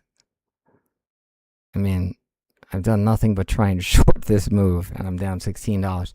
It just goes to show you, you can have the right idea, and there's so many gurus out there that give you picks and the hot stock, and they give you, we're going up, we're going down today. I could have told you we're going down. I could have told you this morning we were going up. I didn't make money on those plays. I didn't. So let me be clear. It doesn't matter if someone tells you what a good stock is. It doesn't matter if they tell you if it's going up or down. It's simply that information, while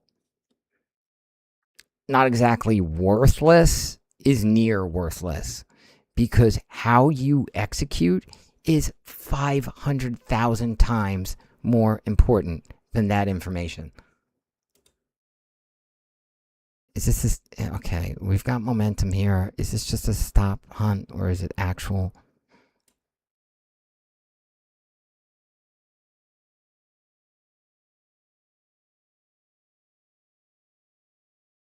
I don't know what this is.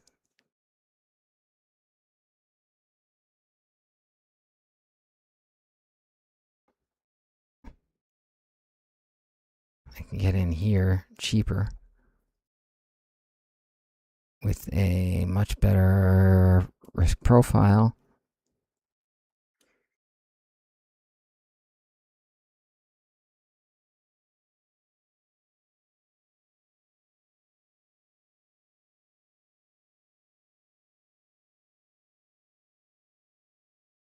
Are we going to break below this? 732.81 level. It looked like we did for a second, but did we?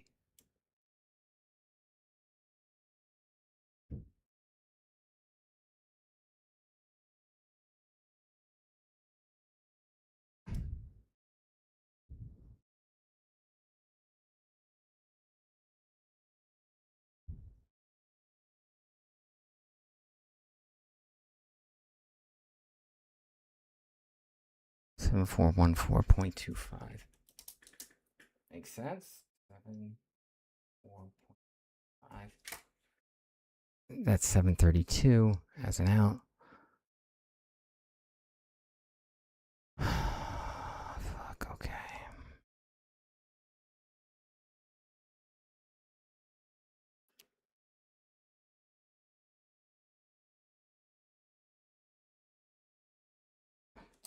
Mistake made here. Buy. Sell stop. Right there.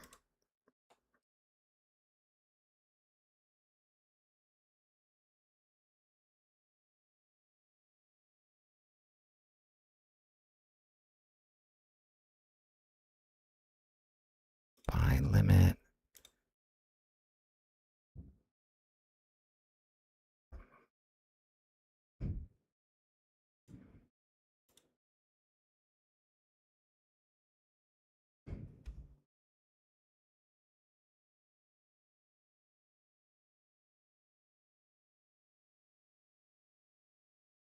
Definitely a bit of a stall here.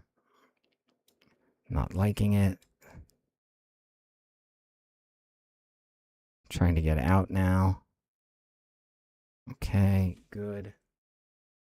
Flat. If we break below here, I'll take it.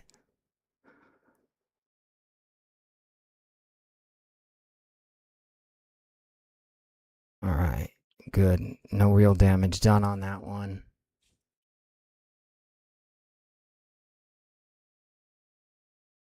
We're at 733. 733. I'll short it. Okay.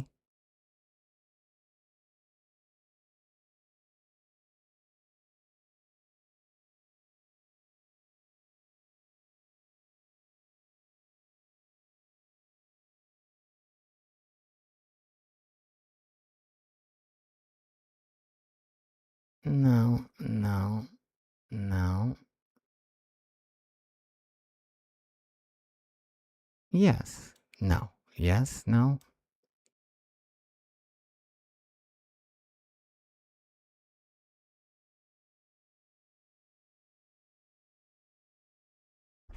And that was quick. Okay, $7 wasted on that one. Uh-oh, I'm fishing. I'm fishing. That was a fishing expedition. Fishing expeditions are when I try to predict a top with a very tight stop. And I tell myself, because I have a very tight stop and I won't lose much, I'll put a little fishing expedition in. And maybe I can make a good amount of money with a great risk-reward profile. Fishing expeditions don't work.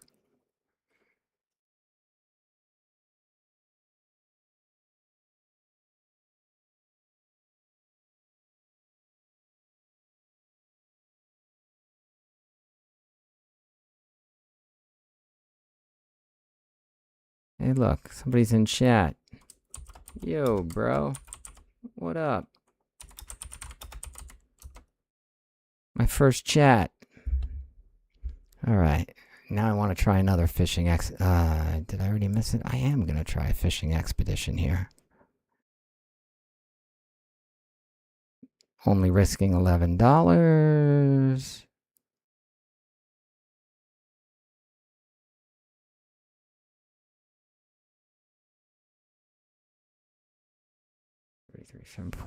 $724.25. I can do a little better than that. No, I can't do a little better than that.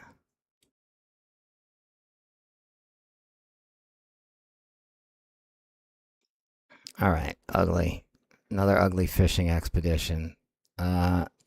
Risking $11 to win $19.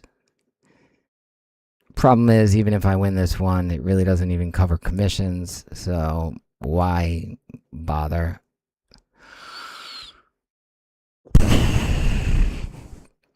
Bad play. Bad play. Bad play.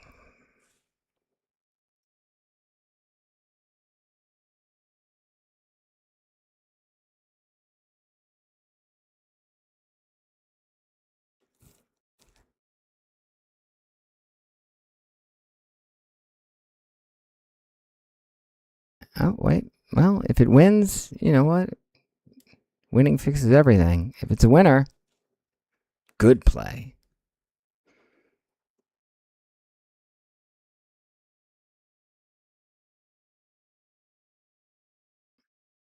Win. All right, we're getting real close. Look at how close we are. Ah, yeah, baby. All right, we got it. This is live, my own account.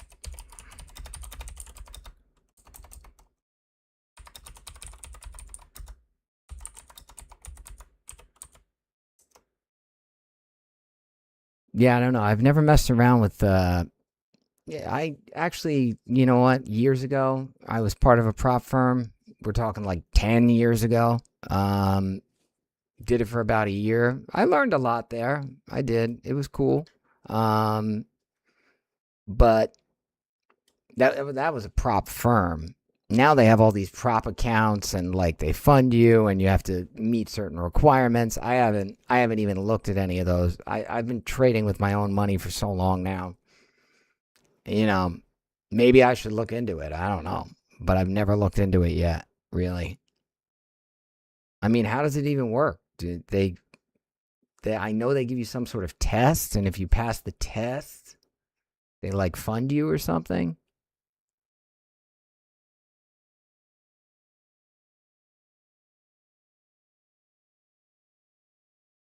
Yeah, I guess that's a good way. I mean, it's a good way not to risk things, right? Not risk your own money. I mean, the tests themselves can be a learning experience, I would assume.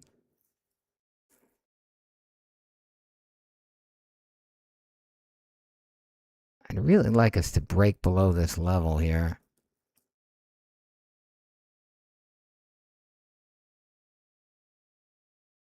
Yeah. I don't know. I'll look into it more. I gotta look into it. Maybe it could actually help me. I don't know. Like I said, I've just been doing this so long. I can't even, I don't know. I can't even imagine doing it another way.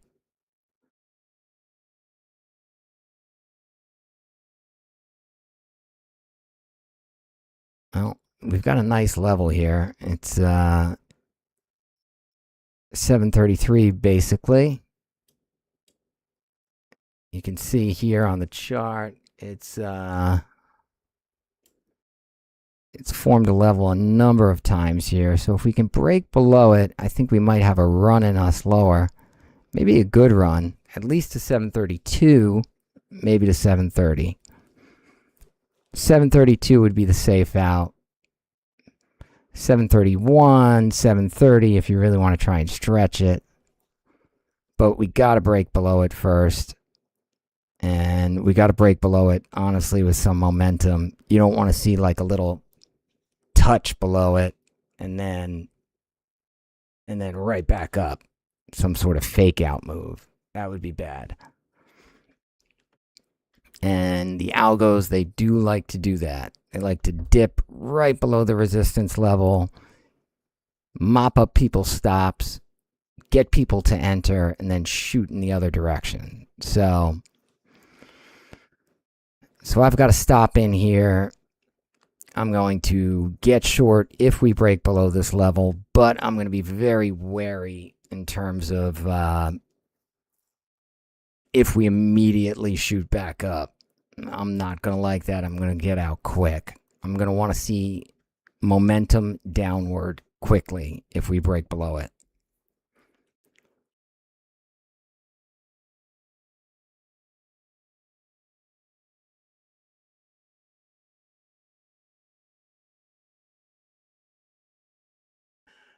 Shit. Down $7 today.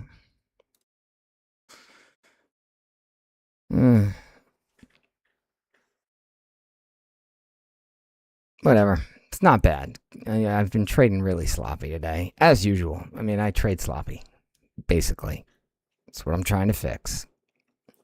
Got a lot of leaks, a lot of mistakes in my game. At least I know what they are. That's the important thing. Fixing them's a whole different story.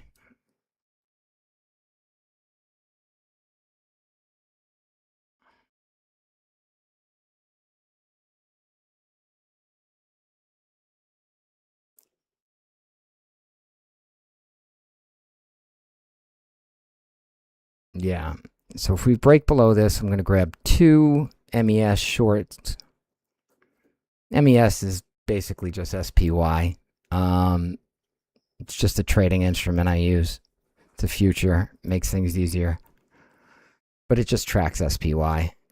So yeah.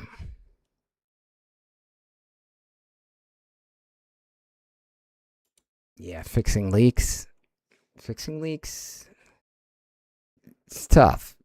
Execution is, I've said it before, trading is not like any other form of gambling.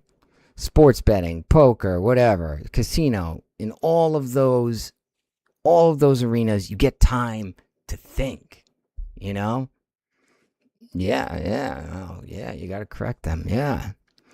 But it's just so hard in the moment because trading is split-second decisions, You don't really have time to consider, when the level breaks, you have to make a decision like that. You don't get to study the board. You don't get to, whatever, see which players are injured. You don't get to look at the daily racing form, see which horses are, you just don't get time. So things have to become automatic. If you have bad habits, you got to fix them fast. Yeah, I think that's why trading is so much harder than any other form of gambling, and why so many people lose at it. It's too fast paced, and the other thing is, it's not win or lose. With a horse race, with a sports bet, you either win, you either lose. With trading, it's when you win, it's always like I could have won more. When you lose, it's always like I should have lost less. It's never satisfying. There's never a win-lose outcome. That really that messes with people psychologically, and that can put you on tilt. And once you're on tilt, problems. So yeah, trading is uniquely difficult.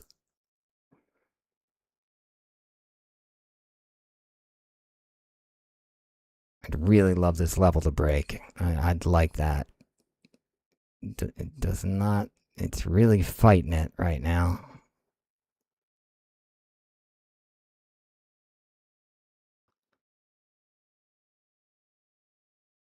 I should be careful what I wish for, though, because as soon as it breaks, I know it's going to pop higher, and I'm going to lose a bunch of money on it. But whatever. Either way, I want it to happen.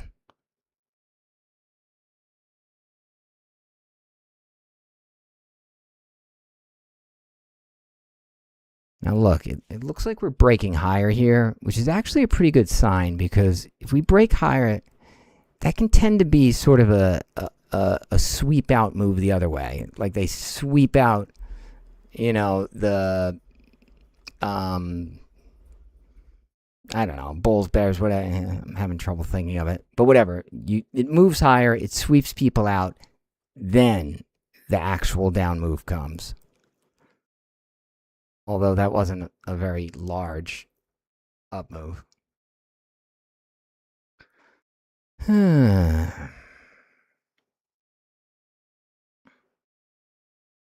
right. This channel bound crap is not tradable, by the way.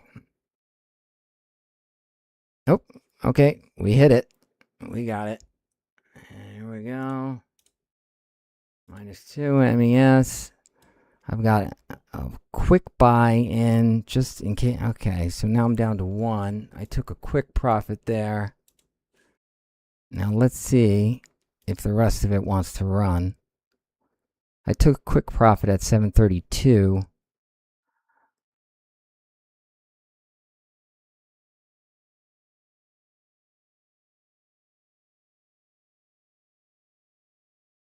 Probably should have given that 732 profit a little more space. A little too quick on the profit there.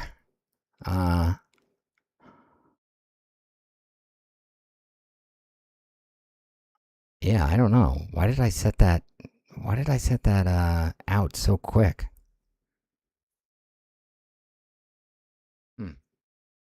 Okay, whatever. So be it. All right. Looks like we're gathering. Are we gathering momentum here? The problem is that we're very close to 732, which is going to be a resistance level. So I am gonna take profit at 732 exactly if we hit it exactly. Um, 732.2 from here is 713.5. Looks about right. Okay. So my winning out, I try to keep always where it is. The losing out, I move lower as price moves with me. In other words, I keep reducing my risk. I keep my reward the same if price is moving with me.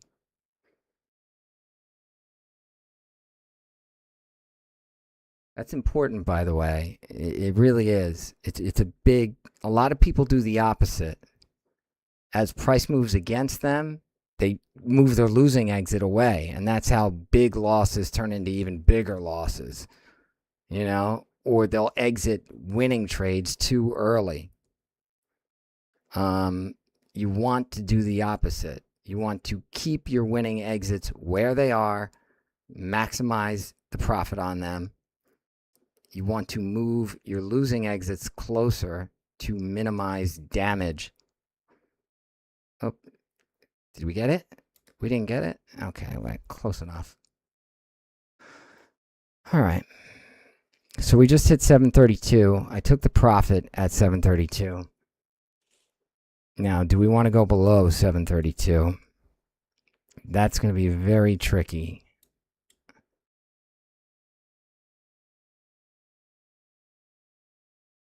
So I'm flat again.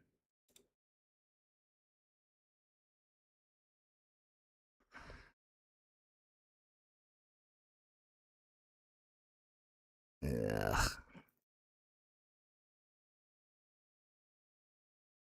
Yeah, looks like we might. Okay. All right. I took one contract. But again, I'm wary. I want to see momentum.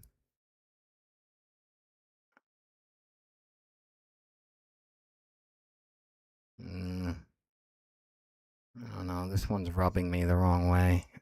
I'm not going to give up on it quite yet, but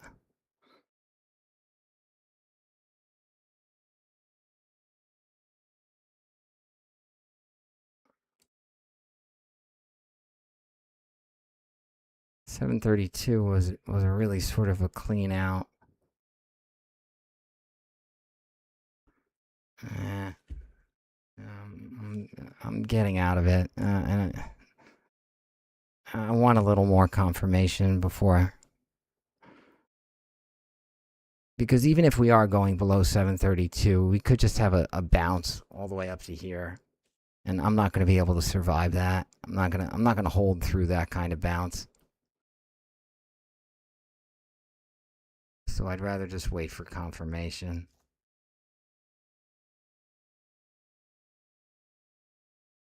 Sell stop here.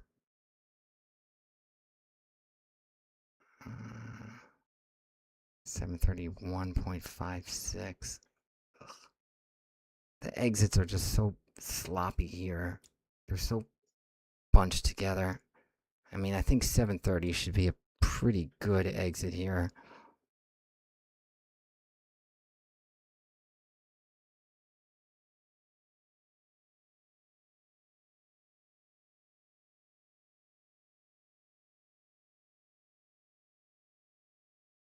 Do it. Do it. Grab that next one. Grab that. Grab that. Grab that. Grab that.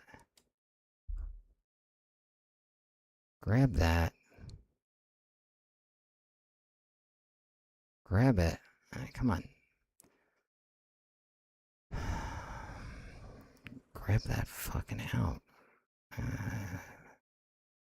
Come on. Take it.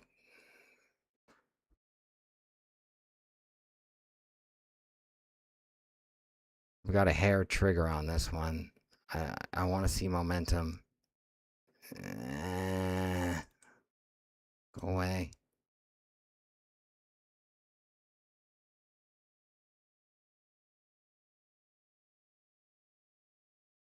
Come on. Give me momentum.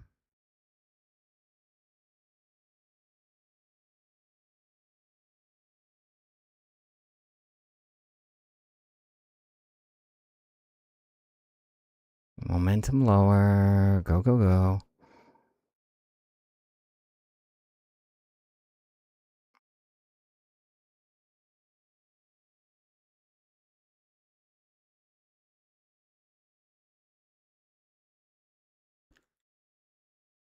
I'm going to add 2 more contracts right here. If we touch it,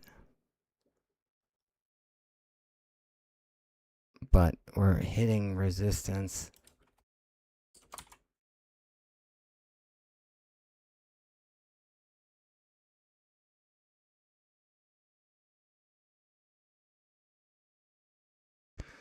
All right, put my stop loss in up here. I want to see momentum. If we're not going to... Yuck. It's looking ugly.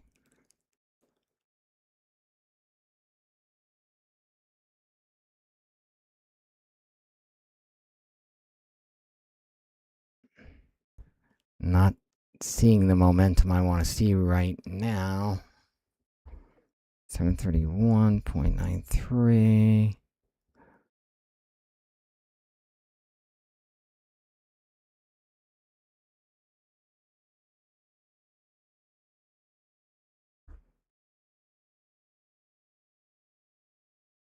I will ride this one to 730 if we grab these extra contracts down here. If we show a little momentum lower, I'll ride it to 730. But I don't like how we're freezing here.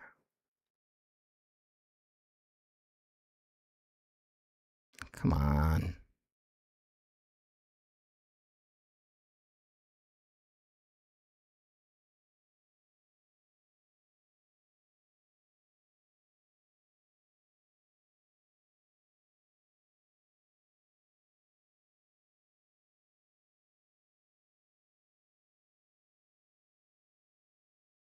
Not ready to give up on it yet, but I'm getting pretty close. Well, it's going to force me to give up on it. And that was a misclick.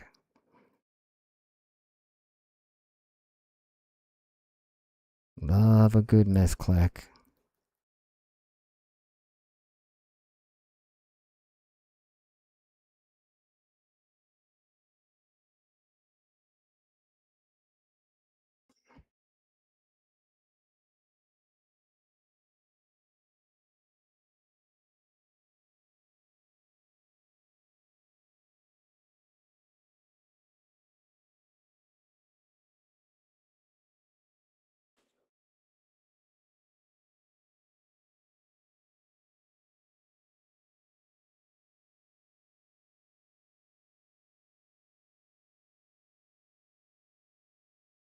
You're just going to keep hitting that bottom there and do nothing with it.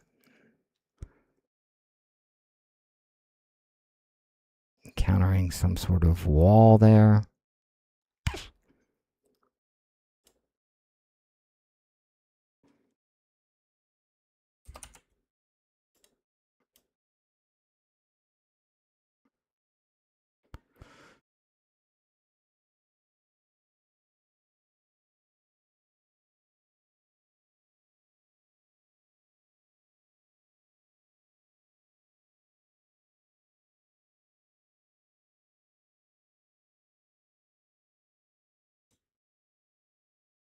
Okay.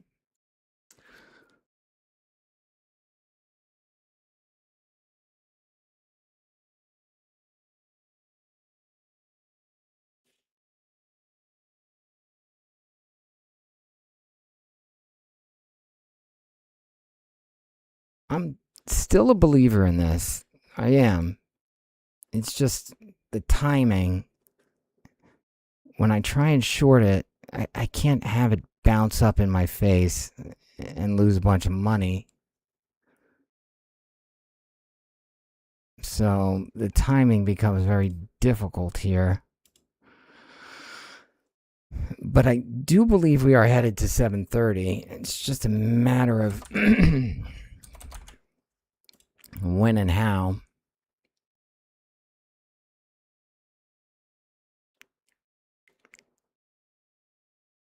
Could be wrong about that, though. I mean, maybe we're bottoming here at 732.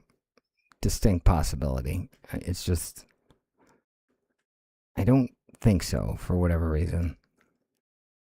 We've broken through 732. It looks, I hate to see a stall like this here, but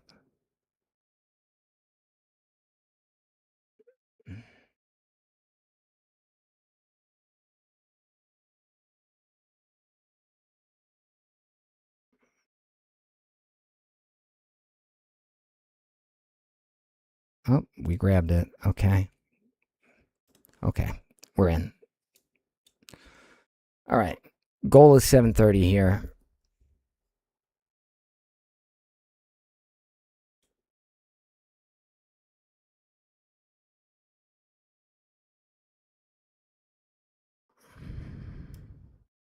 We've got a pretty clean invalidation exit up here, right above this channel.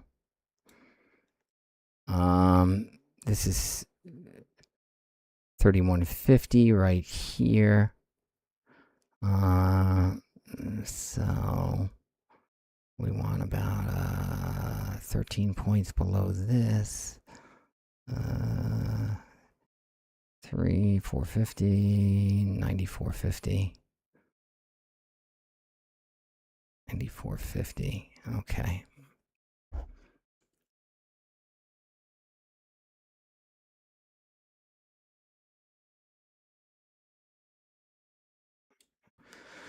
All right. Risking 115 to win 196 here.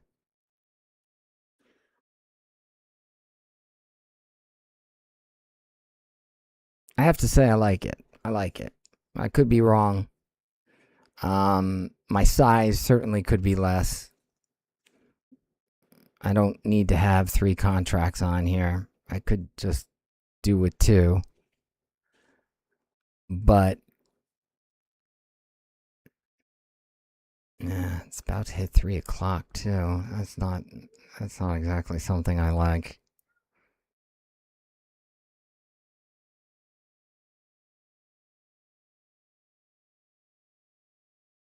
I hate dinging. When you ding 3 o'clock, you can tend to get random price fluctuations just because we hit 3 o'clock, which can knock out your stops and then just immediately go back to wherever the hell you were before. Got 10 seconds until we hit it. But then again, it can go the other way. It can work for you. Okay, we hit 3 o'clock without incident. I like that. That's good.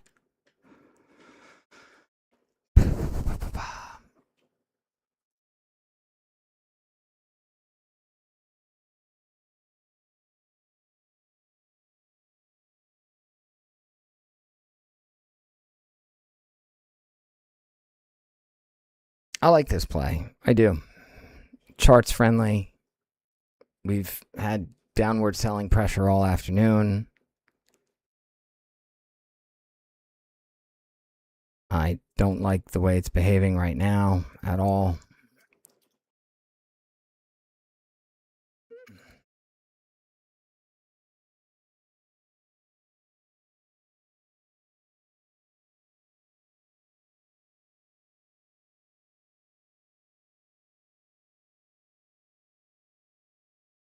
Again, I could do with a little less size maybe.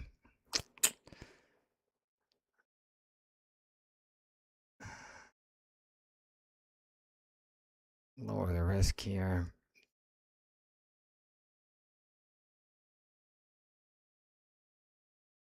Do I really want to do that? No. I really don't want to do that. I don't want to lower my risk here, to tell you the truth. And I don't know if Milmery, if you're still watching, I would not. Don't bet the house on anything. Don't bet the house on any play ever.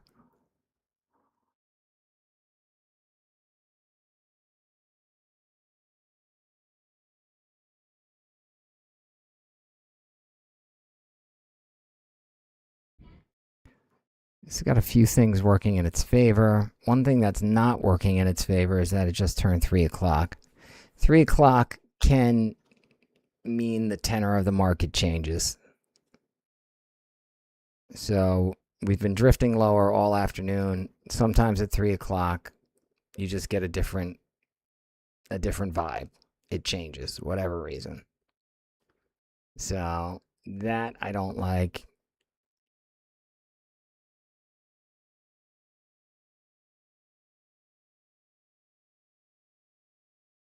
Ugh.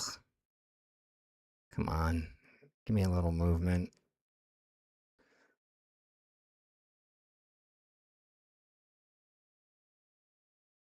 Ugh. Getting uncomfortable.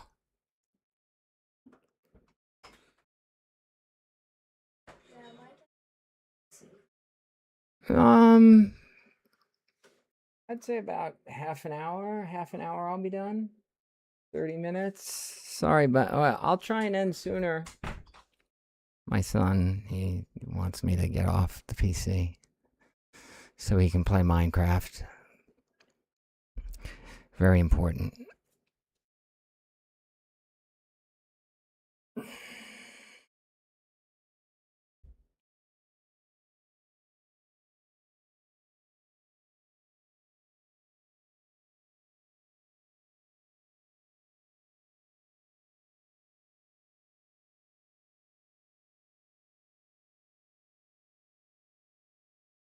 I'm going to reduce my size a little bit here if we touch this. All right. And I'll increase the size if we actually start showing a little momentum again. So I'll put a sell stop in if we break below here again.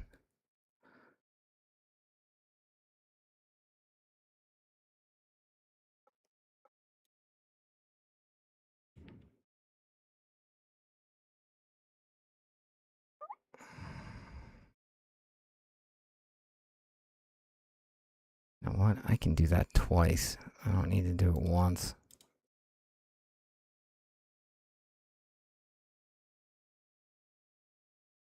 Minimize my risk here until we show momentum again. Minus $27. Fuck you. All right. Come on. Break down. Pretty sure you want to.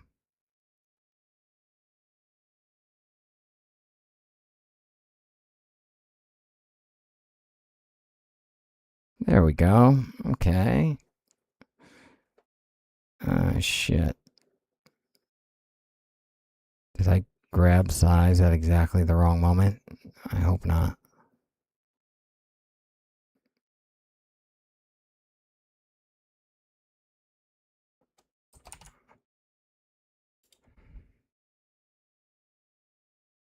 I just need one more down leg. One more good down leg, and I'll feel just so much more secure in this trade. Just one nice down leg here would really make me feel better.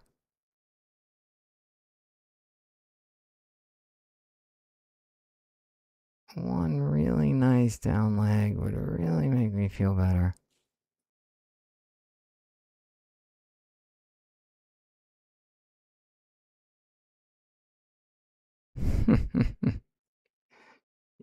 Yeah, I do. Yeah, I do.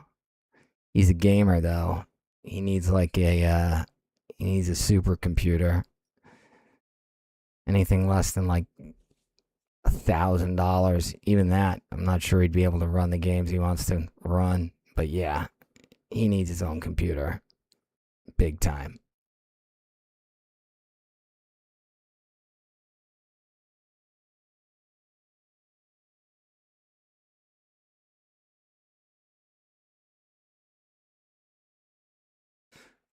This fucking trade.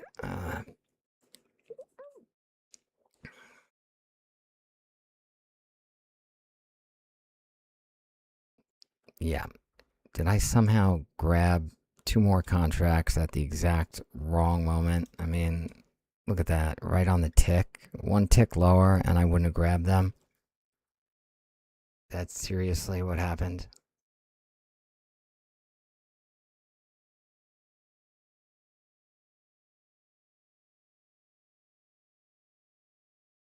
Certainly looking like it.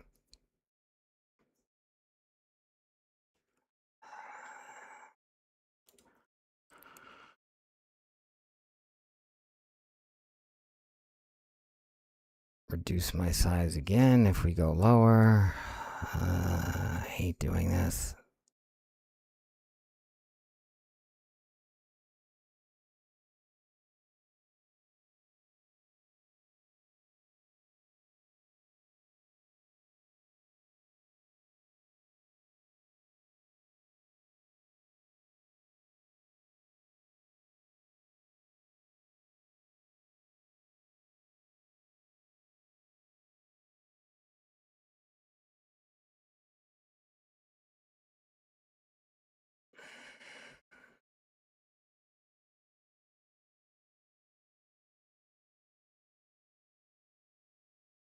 Son of a bitch.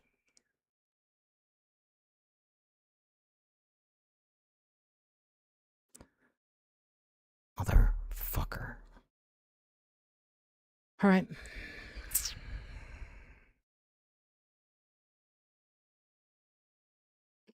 All right. Really believed in that one. I did. And it went nowhere. Fucking 3 o'clock.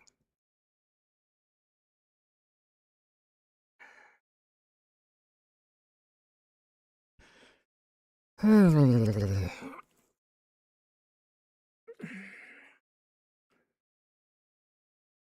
right. Gotta bounce back. Less than an hour to go on Friday.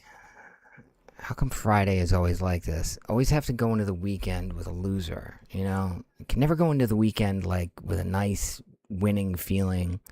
Always have to go into the weekend with like a shit, I lost money. It just hangs with you all weekend.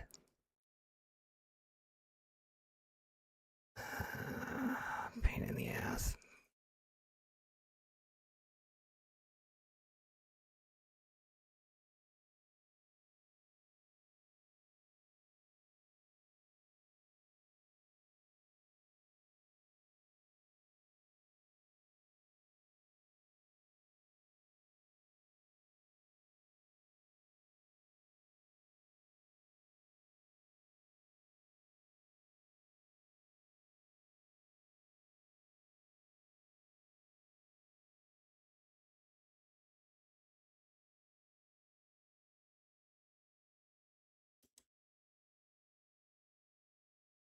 All right.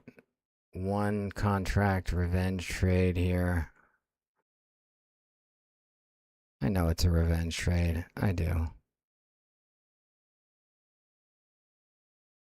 Yeah, okay, good. Yeah, I deserve that. I deserve that. Fully. Okay.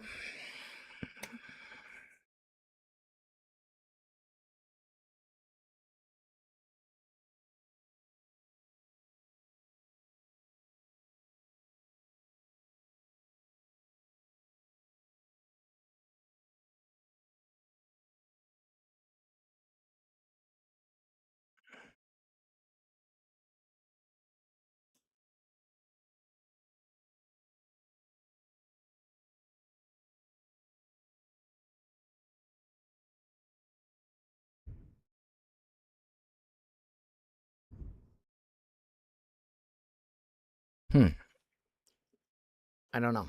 I really don't.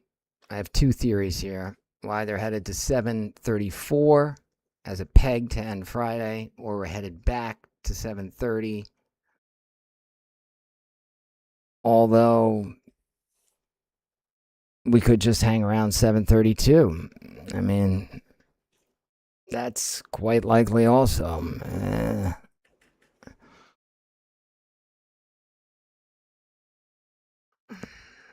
There's no way to know here.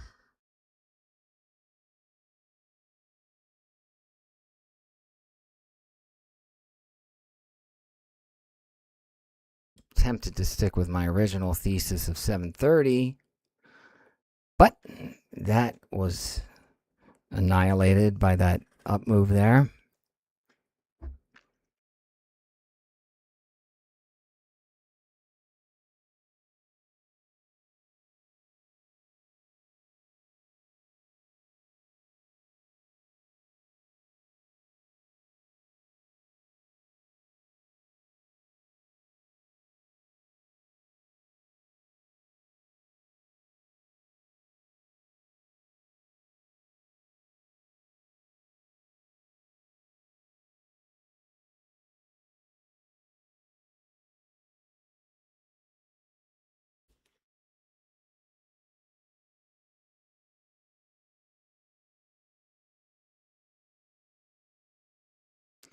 I remember yesterday. Yesterday was ugly. I kept trying to catch the peg at 734, 733, 734, and it just wouldn't go. It went at the absolute last minute, which saved my day, but it would not do it until the last minute. I kept getting fried on it.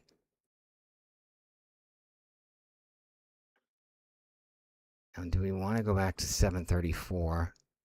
That has been the peg today.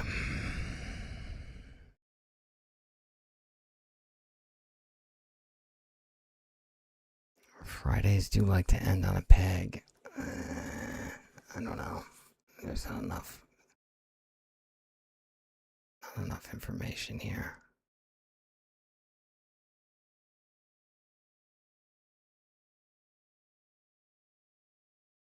All right, we're breaking higher. Let's see if we can keep that going. 734 might be the peg. Get a little momentum going, maybe. Okay.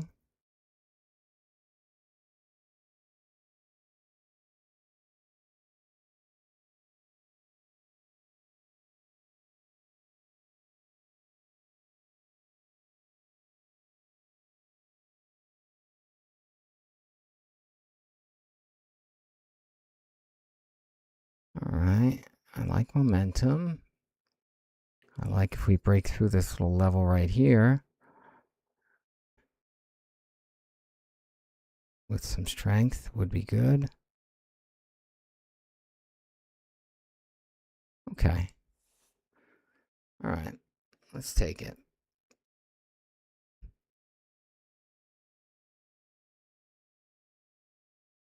1 point above this, 730.50.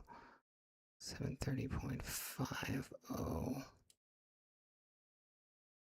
Now, invalidation. Where's invalidation here? That's invalidation. Yes, sir. Hey. Hi. I have a meeting at 3:30 that I can't interrupt it on because it's Dr. Vaughn. Can I give you the camera at that time? Sure. She's from 3:30 to 4. Okay. Sounds good.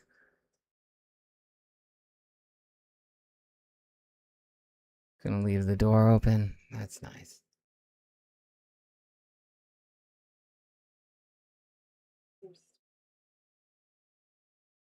Oh, you're wearing it. Yeah. That's nice. All right, I love you. Me too.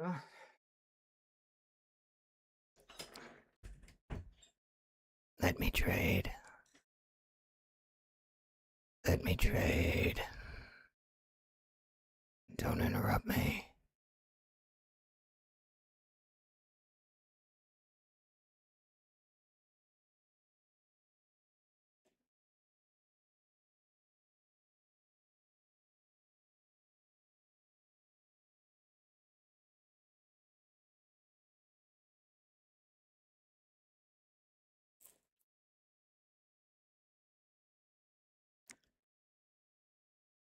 I saw this same shit yesterday. It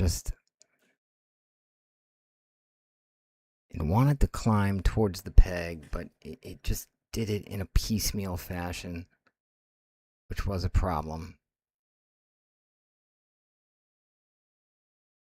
Really need momentum, or else it's not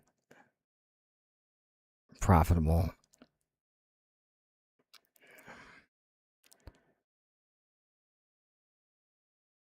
And momentum is stalling here. Okay.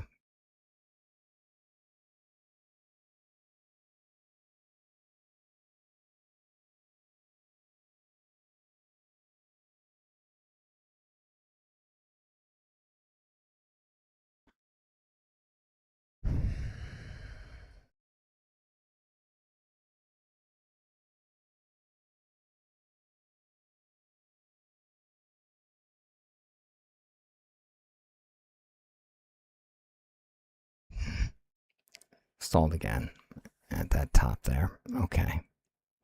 Not good.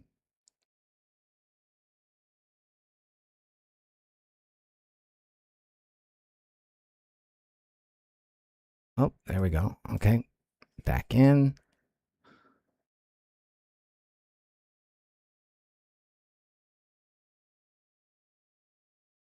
Can move our invalidation up a little bit.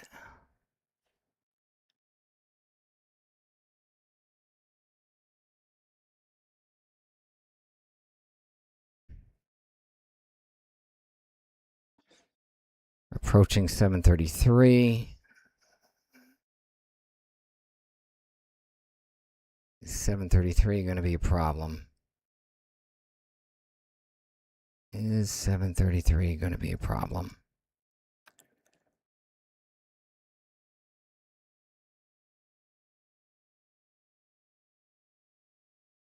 $733 might be a problem. Come on.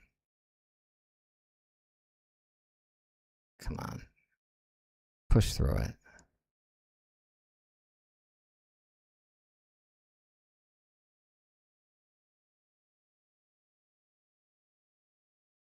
God, we hit it on the nose.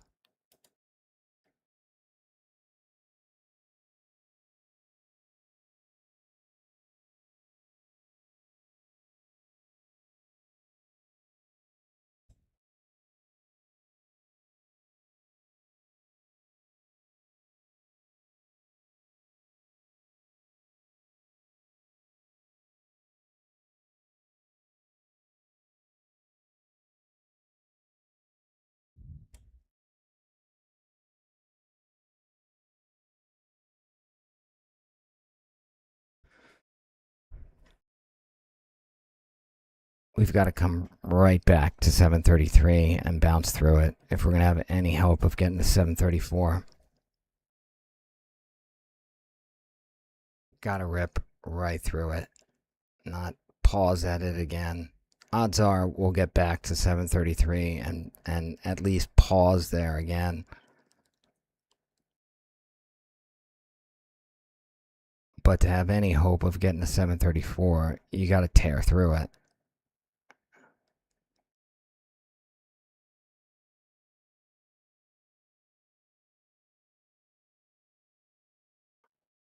You got to tear through it.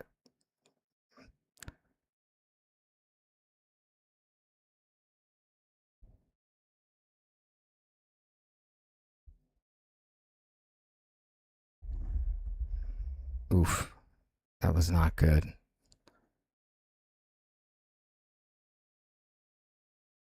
We jumped up, didn't make it to 733. Fuck.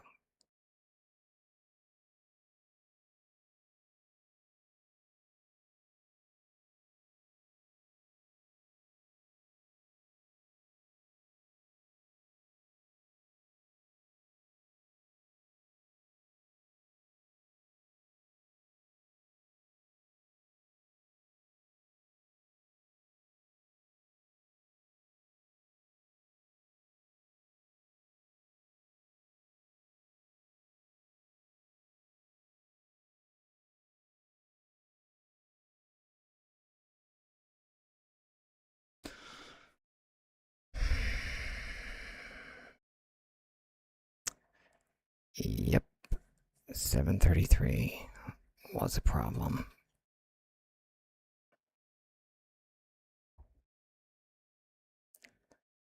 $733 was a fucking problem.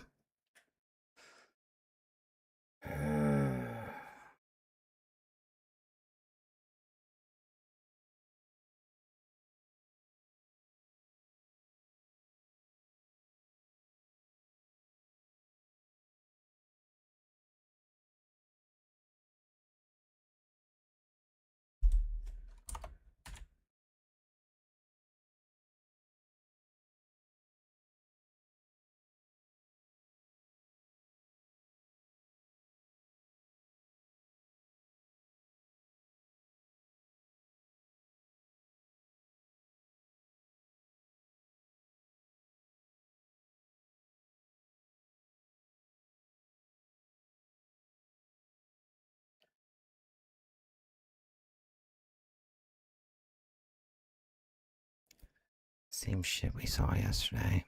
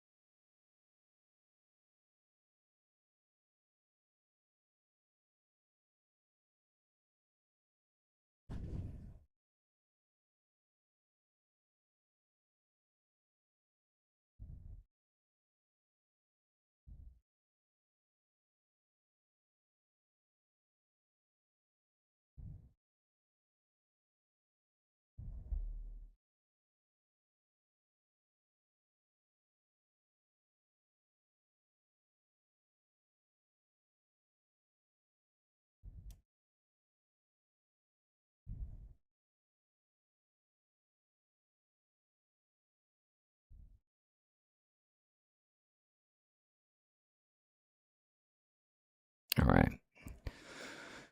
Counting on 732 being a floor.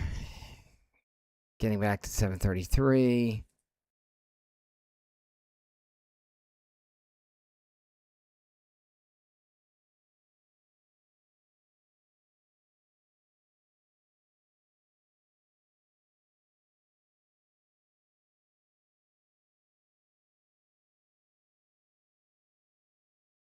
That's it. All right.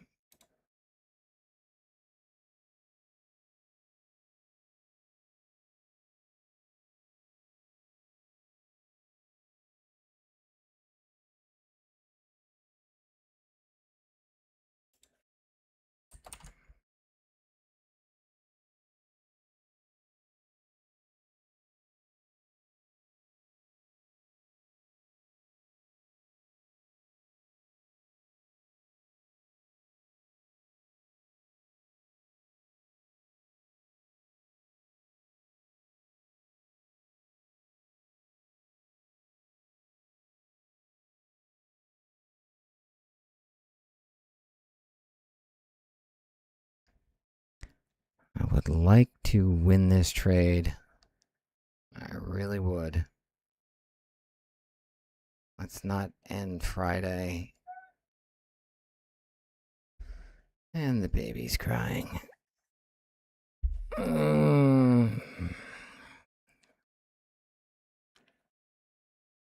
right. Well, Guess this is as good a reason as any to stop, including getting slaughtered here at the end. I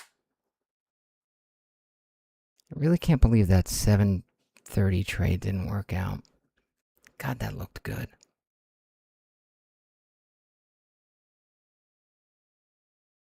That fucking looked good. That trade looked good.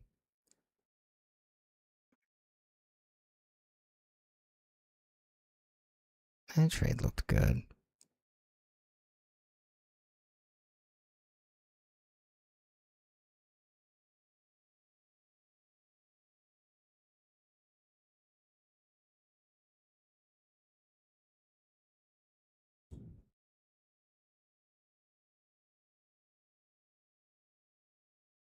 You know what? Invalidation point. Let's not play scared money just because we're down.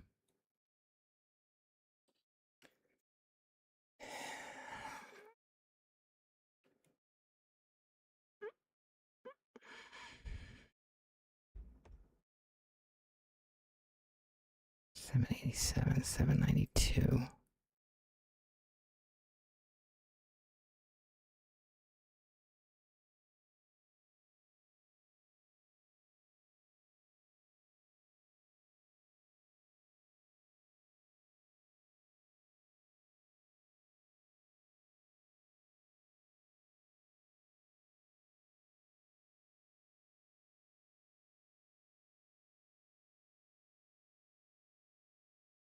All right, whatever. I could just leave this trade open. Win or lose. I think it's going to be a winner. I mean, after this failure to run lower and this move higher, it sure seems to me like the Friday peg is higher. Now, whether that's 732, 733, or 734, I don't know.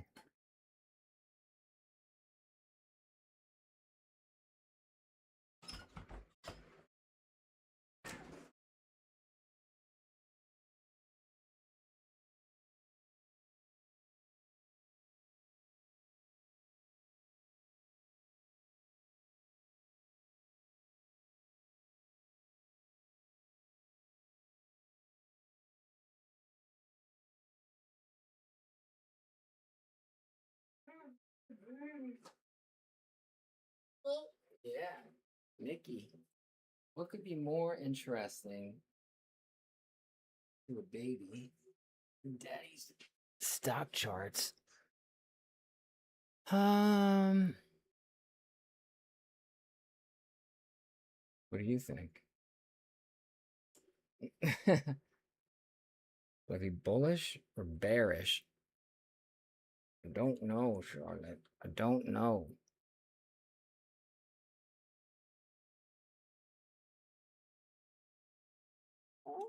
Bull or bear? I don't know. Don't know. Don't know. All right. Yeah.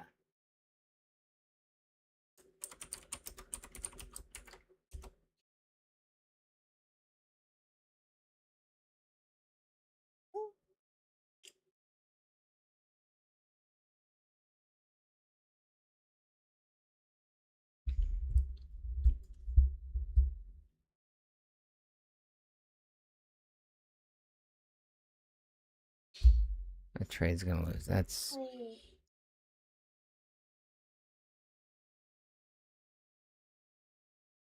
great.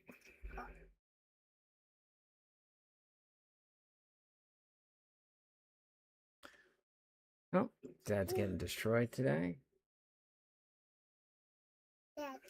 Yes. I know. Binkies. Yes. Binkies. Grr.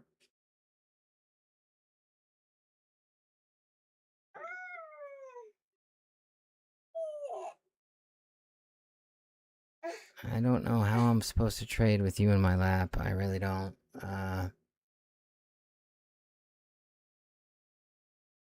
It's going to be impossible.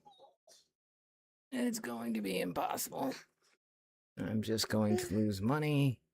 So I should quit here while I'm ahead. Yeah. Yep. Daddy should quit while he's getting destroyed. Papa.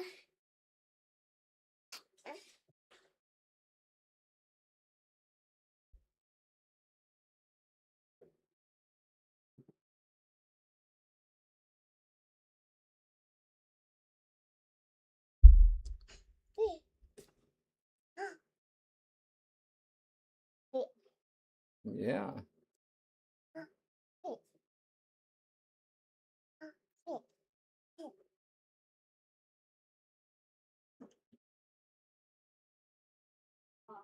Thought you were done. Almost. Certainly am almost done. No doubt about it. No. Me, All right. Well, anyway, I've got a baby. I've got another kid that wants to. Very helpful with trading. Another shitty Friday. This is why I call it Fuck You Friday. Almost never win on Fridays. All right. Good luck, guys.